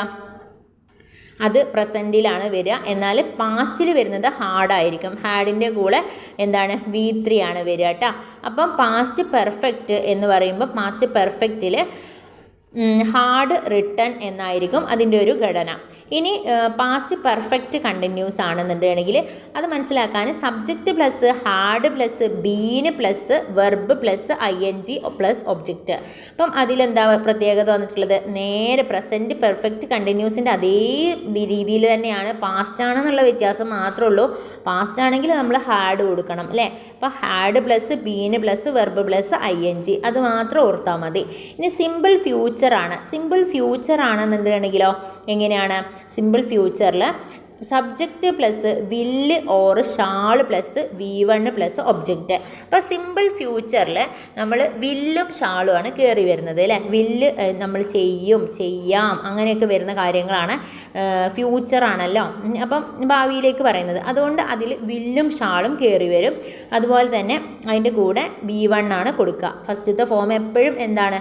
V1 പറയുന്നത് അല്ലേ? ഇനി പാസ്റ്റ് ആണെങ്കിൽ മാത്രം V2 പറയൂ കേട്ടോ. ഇനി ഫ്യൂച്ചർ കണ്ടിന്യൂസ് ആണ്. ഫ്യൂച്ചർ കണ്ടിന്യൂസിൽ സബ്ജക്റ്റ് പ്ലസ് വില്ല് or shall plus B plus verb plus ING object. അപ്പോൾ എന്താണ് വന്നിട്ടുള്ളത്? ഒരു വില്ല് ഓർ ഷാൾ വന്നിട്ട് അതിന് ശേഷം ഒരു ബി വന്നിട്ടുണ്ട് അല്ലേ. ബി വന്നിട്ട് വെർബ് പ്ലസ് ING ആണ് ഫ്യൂച്ചർ കണ്ടിന്യൂസിൽ. ഇനി ഫ്യൂച്ചർ പെർഫെക്റ്റ് ആണ്. ഫ്യൂച്ചർ പെർഫെക്റ്റിൽ സബ്ജക്റ്റ് പ്ലസ് വില്ല് or shall plus have plus V3 plus object. അതും നേരെ നമ്മളുടെ ഫ്യൂച്ചർ പാസ്റ്റ് പെർഫെക്റ്റിൻ്റെയും പ്രസൻറ്റ് പെർഫെക്റ്റിൻ്റെയും ഒക്കെ രീതിയിൽ തന്നെയാണ് വന്നിട്ടുള്ളത്. എന്താണ്? സബ്ജക്റ്റ് പ്ലസ് വില്ല് ഓർ ഷാൾ മാത്രമേ പ്രത്യേകം വന്നിട്ടുള്ളൂ. അതിൽ വില്ല് ഓർ ഷാൾ വന്നു, അതിനുശേഷം have plus V3 plus object ആണ്. നമ്മൾ ഫസ്റ്റത്തെ നോക്കി പ്രസൻറ്റ് പെർഫെക്റ്റിൽ എങ്ങനെയാണോ ഉള്ളത് അതുപോലെ തന്നെയാണ്. പക്ഷേ എന്താണ്? ഹാവ് മാത്രമാണ് കേട്ടോ ഇവിടെ ഉള്ളത്. ഹാവ് മാത്രമേ വരുള്ളൂ. കാരണം എന്താണ്? ഫ്യൂച്ചർ ആണല്ലോ, അപ്പോൾ ഹാവ് ആണ് വരുള്ളൂ. ഇനി ഫ്യൂച്ചർ പെർഫെക്റ്റ് കണ്ടിന്യൂസ് ആണ്.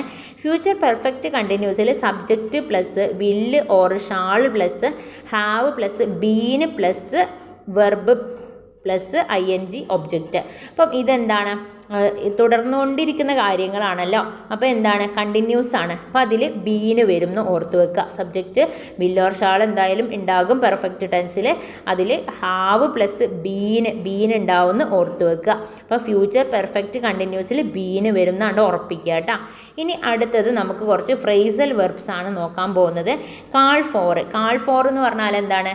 Demand. Call for demand. Call at എന്താണ്? Call at visit a place ആണ്. വിസിറ്റ് എ പ്ലേസ് ആണ് കാൾ അറ്റ്. കാൾ ഓൺ ആണെങ്കിൽ വിസിറ്റ് എ പേഴ്സൺ ആണ്. രണ്ടിലും ഓൺ ഉണ്ട് അല്ലേ. കാൾ ഓണിലും ഓൺ ഉണ്ട്, പേഴ്സണിലും ഓൺ ഉണ്ട്. അപ്പോൾ വിസിറ്റ് എ പേഴ്സൺ ആണ്. കാൾ ഓഫ് ആണെങ്കിൽ ക്യാൻസൽ ആണ്. Call off cancel. Call up എന്താണ്? കാൾ അപ്പ് ചെയ്യുക. നമ്മൾ എന്ത് ചെയ്യുക? റീകളക്ട് ചെയ്യുക. കാൾ അപ്പ് ചെയ്യുക, റീകളക്ട് ചെയ്യുക. പുട്ട് ഓഫ് ആണെങ്കിൽ പോസ്റ്റ് പോൺ ആണ്. പുട്ട് ഓഫ് പോസ്റ്റ് പോൺ ആണ്. പുട്ട് അപ്പ് റൈസ് ആണ് അല്ലേ. പുട്ട് അപ്പ് റൈസ് ആണ്. പുട്ട് ഓൺ ആണെങ്കിൽ വെയർ ആണ്. Put on wear. Put out എന്താണ്? എക്സ്റ്റിങ്ക്വിഷ് ആണ് കേട്ടോ. പുട്ട് ഔട്ട് എക്സ്റ്റിങ്ക്വിഷ് ആണ്. പുട്ട് അപ്പ് വിത്ത് ആണെങ്കിൽ ടോളറേറ്റ്. പുട്ട് അപ്പ് വിത്ത് എന്താണ്? ടോളറേറ്റ്. ലുക്ക് ആഫ്റ്റർ എന്താണ്? ലുക്ക് ആഫ്റ്റർ എന്ന് പറഞ്ഞാൽ ടു ടേക്ക് കെയർ ഓഫ് ആണ് അല്ലേ. ടു ടേക്ക് കെയർ ഓഫ് ആണ്. ഇപ്പോൾ വൃദ്ധജനങ്ങളൊക്കെ അങ്ങനത്തെ ക്വസ്റ്റ്യൻസ് ഒക്കെയാണ് കാര്യം അതിൽ വരിക. ഓൾഡ് ഏജിലുള്ള ആൾക്കാരെയൊക്കെ സംരക്ഷിക്കുന്നത്. അപ്പോൾ ലുക്ക് ആഫ്റ്റർ ആയിരിക്കും അതിൻ്റേതായിട്ടുണ്ടാവുക. ടു ടേക്ക് കെയർ ഓഫ് ആണ് കേട്ടോ. ഇനി ലുക്കപ്പ് ആണ്. ലുക്കപ്പ് എന്ന് പറഞ്ഞാൽ എന്താണ്? സെർച്ച് ഫോർ ആണ് കേട്ടോ. സെർച്ച് ഫോർ എന്തെങ്കിലും തിരയുന്നതിനെ. ലുക്ക് ഔട്ട് എന്ന് പറഞ്ഞാൽ എന്താണ്? ബി വാണ്ടഡ് ആണ് ലുക്ക് ഔട്ട്. ലുക്ക് ഔട്ട് എന്ന് പറഞ്ഞാൽ ലുക്ക് ഔട്ട് നോട്ടീസ് അങ്ങനെയൊക്കെ കണ്ടിട്ടില്ലേ. അപ്പോൾ look out, be wanted. Look down on എന്താണ്? Watch with dislike. Look down on എന്താണ്? Watch with dislike. ഇഷ്ടമില്ലാതെ നോക്കുന്നതാണ് ഡൗൺ അല്ലേ. ഡൗൺ എന്ന് പറഞ്ഞാൽ എപ്പോഴും താഴ്മ. അപ്പോൾ താഴത്തേക്ക് നോക്കുക എന്നൊക്കെ പറയില്ല. അപ്പോൾ ഇഷ്ടമില്ലാതെ നമ്മൾ താഴത്തേക്ക് നോക്കി എന്നൊന്ന് ഓർത്താൽ മതി. ഇനി എന്താണ്? ആർക്കെങ്കിലും ഇപ്പം അതിലൊരു പ്രിപ്പോസിഷൻ ക്വസ്റ്റ്യൻ ആയിരുന്നു. അതിൻ്റെ അനുബന്ധ വിവരമാണ് അവിടെ കൊടുത്തിട്ടുള്ളത്. അപ്പോൾ നിങ്ങൾ ആ ഒരു ക്വസ്റ്റ്യൻ വെച്ചിട്ട് തന്നെ അത് നോക്കുക. പിന്നെ അതുപോലെ നമ്മൾ എന്താണ് ആർട്ടിക്കിളിൻ്റെ അടുത്ത ക്വസ്റ്റ്യന് 86ാമത്തെ ക്വസ്റ്റ്യന് അതിൽ ദാ വന്നത് എങ്ങനെയാണെന്ന് ചോദിച്ചാൽ അത് സൂപ്പർലേറ്റീവ് ഡിഗ്രീനെ സൂചിപ്പിക്കുന്നത് ബെസ്റ്റ് എന്ന വാക്ക് ഉപയോഗിച്ചതിനാലാണ് ദാ എന്ന ആർട്ടിക്കിൾ ഉപയോഗിച്ചത് എന്നാണ് പറയുന്നത്. ഇനി ഒരു വ്യക്തിയുടെ സ്വന്തം താല്പര്യത്തിനനുസരിച്ചിട്ട് ഒരു വ്യക്തിയുടെ മനസ്സിൻ്റെ ഉള്ളിലുള്ള ആഗ്രഹം കൊണ്ട് സ്വയം പ്രേരണ കൊണ്ട് ചെയ്യുന്ന കാര്യങ്ങളാണ് ഇൻട്രിസ്റ്റിക് മോട്ടിവേഷൻ എന്ന് പറയുന്നത്. അടുത്തത് ഡിറ്റർമിനേഴ്സ് ആണ്. ഡിറ്റർമിനേഴ്സ് നമുക്കൊന്ന് നോക്കാം. ഡിറ്റർമിനേഴ്സ് ഇൻ ഇംഗ്ലീഷ് ആണ്. അപ്പോൾ ഡെമോൺസ്ട്രേറ്റീവ് ആണ്. ഡെമോൺസ്ട്രേറ്റീവ് ഡിറ്റർമിനേഴ്സ് ആണ്. This, that, these, those. This, that, these, those. ഇതെല്ലാം ഡെമോൺസ്ട്രേറ്റീവ് ഡിറ്റർമിനേഴ്സ് ആണ്. ക്വാണ്ടിഫയേഴ്സ് ആണ്. ക്വാണ്ടിഫയേഴ്സ് ഡിറ്റർമിനേഴ്സ് ആണ്. Some, any, every, more, much, few, little. ഇതൊക്കെ ക്വാണ്ടിഫയേഴ്സ് ആണ്. ഇനി ആർട്ടിക്കിൾസ് ആണ്. ആർട്ടിക്കിൾസ് ഡിറ്റർമിനലിൽ വരുന്ന ആർട്ടിക്കിൾസ് ആണ് എ, ഓ, എ ആൻഡ് ദ. ഇനി പൊസസീവ് അഡ്ജക്റ്റീവ്സ് ആണ് my, your, his, her, its, our, your, their. ഇത്രയുമാണ്. ഇനി അടുത്ത ക്വസ്റ്റ്യന് എന്താണ്? ക്വസ്റ്റ്യൻ നമ്മൾ കഴിഞ്ഞ ക്ലാസ്സിൽ പറഞ്ഞിട്ടുണ്ട്. അപ്പോൾ ക്യാനിൻ്റെ പാസ്റ്റ് ടെൻസ് ഏതാണ്? കുഡാണെന്ന് ഓർത്ത് വെക്കുക. അപ്പോൾ പണ്ട് ഒരു കാര്യം ചെയ്യാൻ കഴിഞ്ഞിരുന്നു. അപ്പോൾ ഒരു എബിലിറ്റിയാണ് അവിടെ പറഞ്ഞിട്ടുള്ളത്. അപ്പോൾ ഞാനത് കഴിഞ്ഞ ക്ലാസ്സിൽ കൃത്യമായിട്ട് പറഞ്ഞിട്ടുണ്ട് കേട്ടോ. ഇവിടെ പറഞ്ഞാൽ മനസ്സിലാവില്ല, നിങ്ങളത് തന്നെ നോക്കുക. പിന്നെ നമുക്ക് നോക്കാം സിദ്ധിശോധകങ്ങളാണ്. പഠിതാക്കൾ വിവിധ വിഷയങ്ങളിലായിട്ട് അനേകം പഠന നേട്ടങ്ങൾ ആർജിക്കേണ്ടതായിട്ടുണ്ട്. നേരത്തെ ആസൂത്രണം ചെയ്ത തരത്തിൽ പഠന നേട്ടങ്ങൾ ആർജിച്ചോ എന്ന് വിലയിരുത്തുന്നതിനുള്ള ശോധകങ്ങളാണ് സിദ്ധിശോധകങ്ങൾ. ശോധകങ്ങൾക്കുണ്ടായിരിക്കേണ്ട ഗുണങ്ങളൊന്ന് പഠിച്ചു വെക്കാം. പഠന നേട്ടാധിഷ്ഠിതമായിരിക്കണം. പഠന നേട്ടങ്ങൾ വിലയിരുത്താൻ പറ്റിയതാകണം. പഠന നേട്ടങ്ങൾ എന്താണ്? വിലയിരുത്താൻ പറ്റിയതാകണം. സമഗ്രത, ഒരു യൂണിറ്റ് പാഠത്തിലെ എല്ലാ പഠന നേട്ടങ്ങളുമായിട്ട് ബന്ധപ്പെട്ട ചോദ്യങ്ങൾ ഉണ്ടായിരിക്കണം. വസ്തുനിഷ്ഠത, ഒരേ ചോദ്യത്തിന് ശരിയായിട്ടുള്ള പല ഉത്തരങ്ങൾ ഉണ്ടാകരുത്, ഒരു ഉത്തരമേ ഉണ്ടാകാൻ പാടുള്ളൂ. സാധുത, എന്താണോ വിലയിരുത്താൻ ഉദ്ദേശിച്ചത് അത് തന്നെ വിലയിരുത്താൻ കഴിയുക എന്നതാണ് സാധുതയിൽ പറയുന്നത്. വിശ്വാസ്യത, ശോധകം നൽകുന്നതിൻ്റെ ഫലമായി ഒരു കുട്ടിയെ സംബന്ധിച്ച് കിട്ടുന്ന വിവരങ്ങൾ ഏറെക്കുറെ സ്ഥിരമായിരിക്കണം.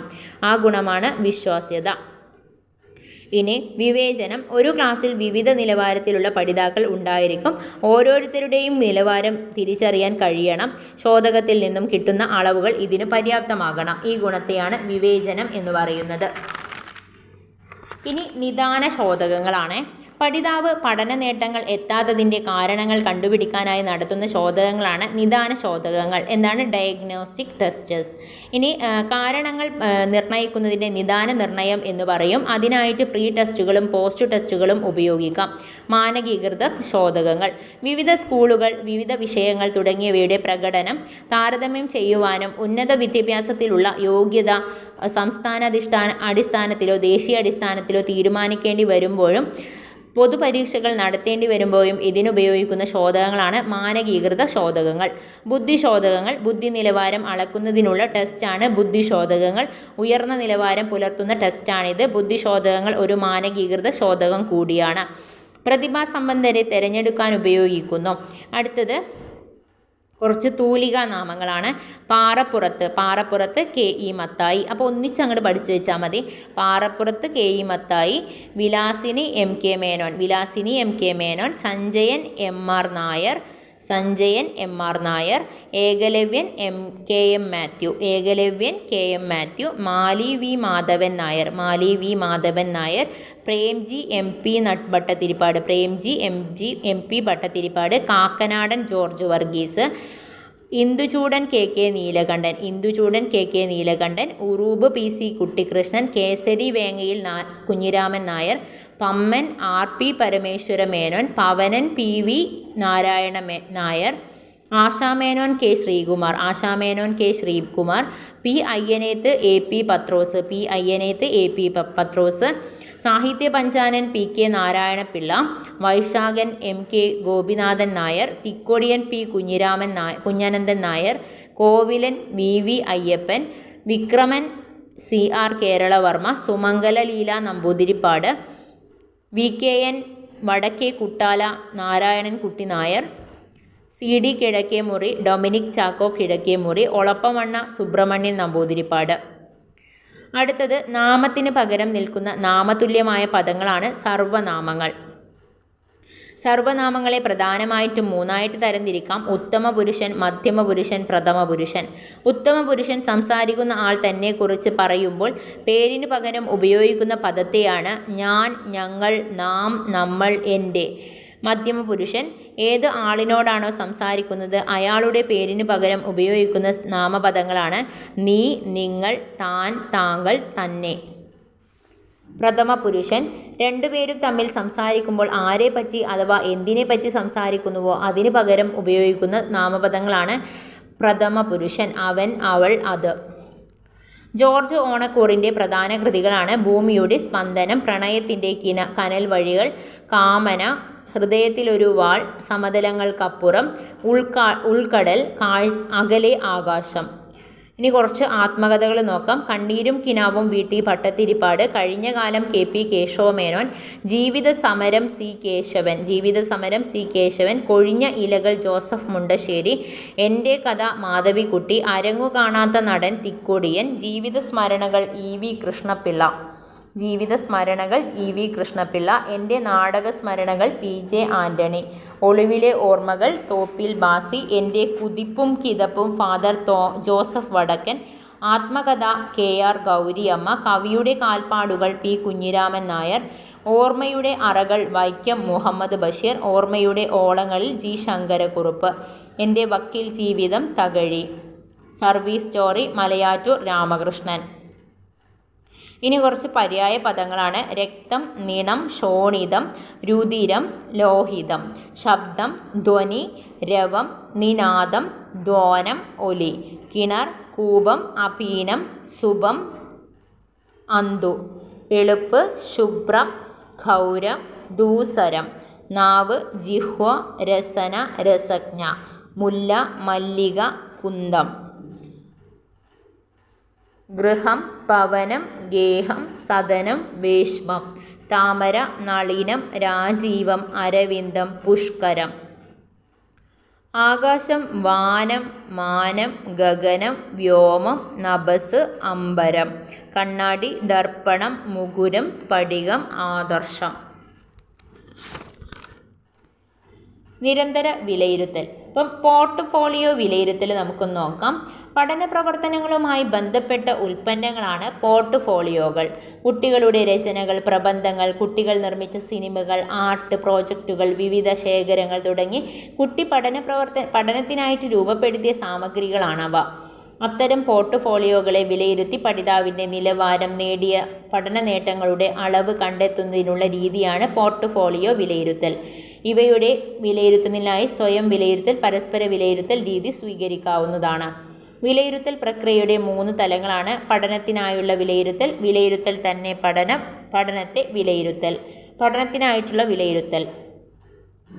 പഠനം നടക്കുന്ന സമയത്ത് അതിൻ്റെ ഫലപ്രാപ്തിക്കായിട്ട് വിലയിരുത്തൽ നടക്കണം. അധ്യാപികയും സഹപഠിതാക്കളും പഠനത്തെ മുന്നോട്ട് നയിക്കുമ്പോൾ അത്തരം വിലയിരുത്തൽ നടത്തേണ്ടതുണ്ട്.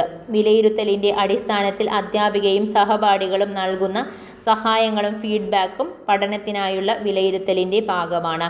പഠനത്തെ വിലയിരുത്തൽ. ഒരു നിശ്ചിത കാലയളവിലെ പഠനത്തിന് ശേഷം കുട്ടിയുടെ പഠന നിലവാരം അളക്കുന്ന രീതിയാണ് പഠന പ്രക്രിയയുടെ ഓരോ പഠിതാവിനും ലഭിച്ച പഠന നേട്ടം മനസ്സിലാക്കാൻ ഇതിലൂടെ കഴിയുന്നു. ഇങ്ങനെ ലഭിക്കുവാൻ ഫീഡ്ബാക്ക് അധ്യാപികക്ക് തൻ്റെ പഠന തന്ത്രത്തെയും പഠന സാമഗ്രികളെയും വിലയിരുത്താനും അവസരമൊരുക്കുന്നു. വിലയിരുത്തൽ തന്നെ പഠനം. തൻ്റെ പഠനത്തെ സ്വയം വിമർശനാത്മകപരമായിട്ട് പരിശോധിക്കുമ്പോൾ ഒരു കുട്ടി തൻ്റെ കഴിവുകളും പരിമിതികളും തിരിച്ചറിയുന്ന പ്രക്രിയയാണ് സ്വയം വിലയിരുത്തലിലൂടെ നടക്കുന്ന തിരുത്തൽ പ്രക്രിയയും പഠനം തന്നെയാണ്. പരിണാമാത്മക വിലയിരുത്തൽ. കുട്ടിയുടെ പ്രകടനവുമായി ബന്ധപ്പെട്ട സ്കോറുകൾക്കും എണ്ണത്തിനും പ്രാധാന്യം കൊടുക്കുന്ന വിലയിരുത്തൽ രീതിയാണിത്. സർവേ, ഇൻ്റർവ്യൂ, ചോദ്യാവലി തുടങ്ങിയ രീതികൾ ഇതിൽ ഉൾപ്പെടുന്നു. കൂടുതൽ വസ്തുനിഷ്ഠത ഇത്തരം വിലയിരുത്തലിനുണ്ട്. ഗുണാത്മക വിലയിരുത്തൽ.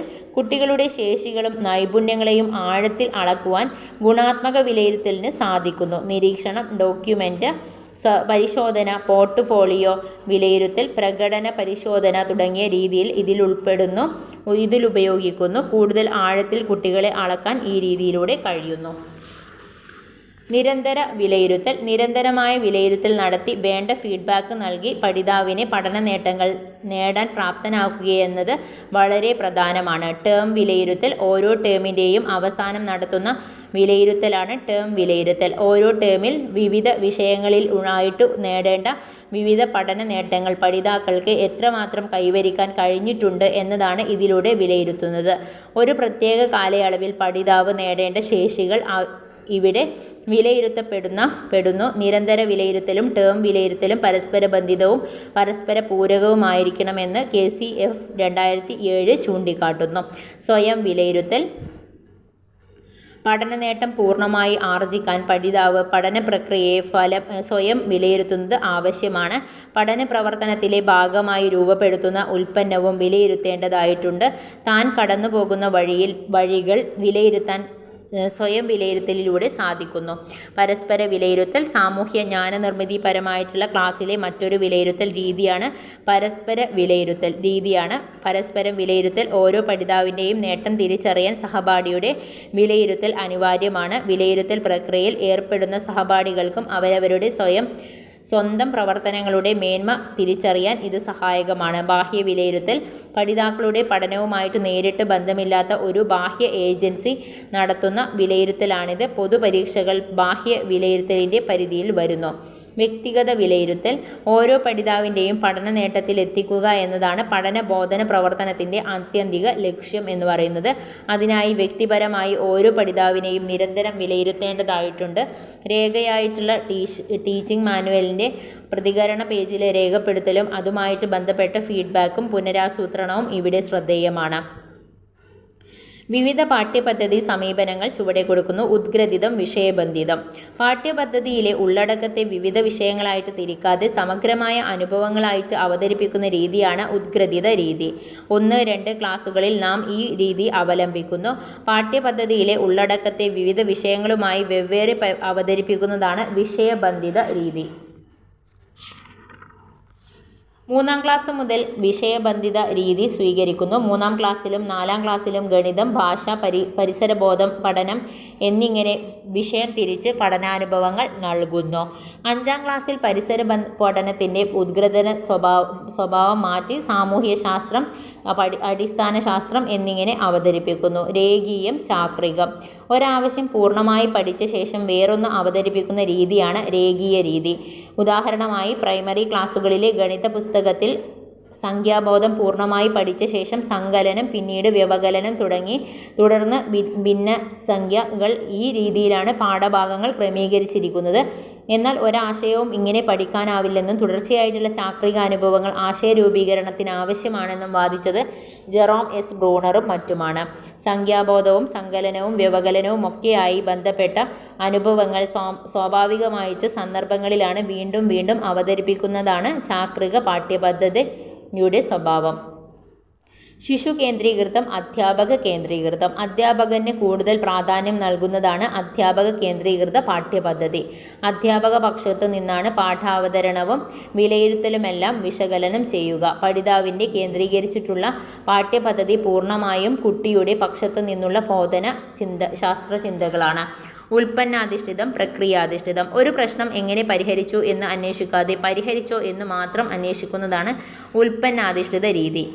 പ്രശ്നപരിഹരണത്തിന് അവലംബിക്കാവുന്ന രീതി ഇവിടെ ഒരു പരിഗണനാ വിഷയമല്ല. കുട്ടിക്ക് ശരിയുത്തരം പറയാനായാൽ പഠനം ഫലപ്രദമായി എന്ന നിഗമനത്തിലെത്തുന്നു. പ്രക്രിയാധിഷ്ഠിത രീതിയിൽ പ്രധാനം പ്രശ്നപരിഹരണത്തിനുള്ള പ്രക്രിയ കുട്ടികൾ സ്വായത്തമാക്കിയോ എന്നതാണ്. പ്രക്രിയ ശരിയായാൽ ഉൽപ്പന്നം സ്വാഭാവികമായും ശരിയായിക്കൊള്ളും. പ്രക്രിയ പഠനമാണ് ക്ലാസ്സിൽ നടക്കേണ്ടത്. മനഃശാസ്ത്രം നിർവചനം. മനഃശാസ്ത്രം മാനവ വ്യവഹാരങ്ങളുടെയും മനുഷ്യബന്ധങ്ങളുടെയും പഠനമാണെന്ന് പറഞ്ഞത് ക്രോ ആണ്. മനഃശാസ്ത്രം ബാഹ്യലോകവുമായി സമ്പർക്കം പുലർത്തുന്ന ജീവികളുടെ വ്യവഹാരത്തിൻ്റെ ശാസ്ത്രം പഠനമാണ് എന്ന് പറയുന്നത് കട്ട് കോഫ്കയാണ്. മനഃശാസ്ത്രം വ്യവഹാരത്തിൻ്റെയും അനുഭവത്തിൻ്റെയും ശാസ്ത്രമാണെന്ന് പറഞ്ഞിട്ടുള്ളത് സ്കിന്നറും E.A. പീലുമാണ്. അപ്പം ഇത്രയുമാണ് ഇന്നത്തെ ഒരു ക്ലാസ്സിൽ ഉൾപ്പെടുത്തുന്നത്. Thank you all.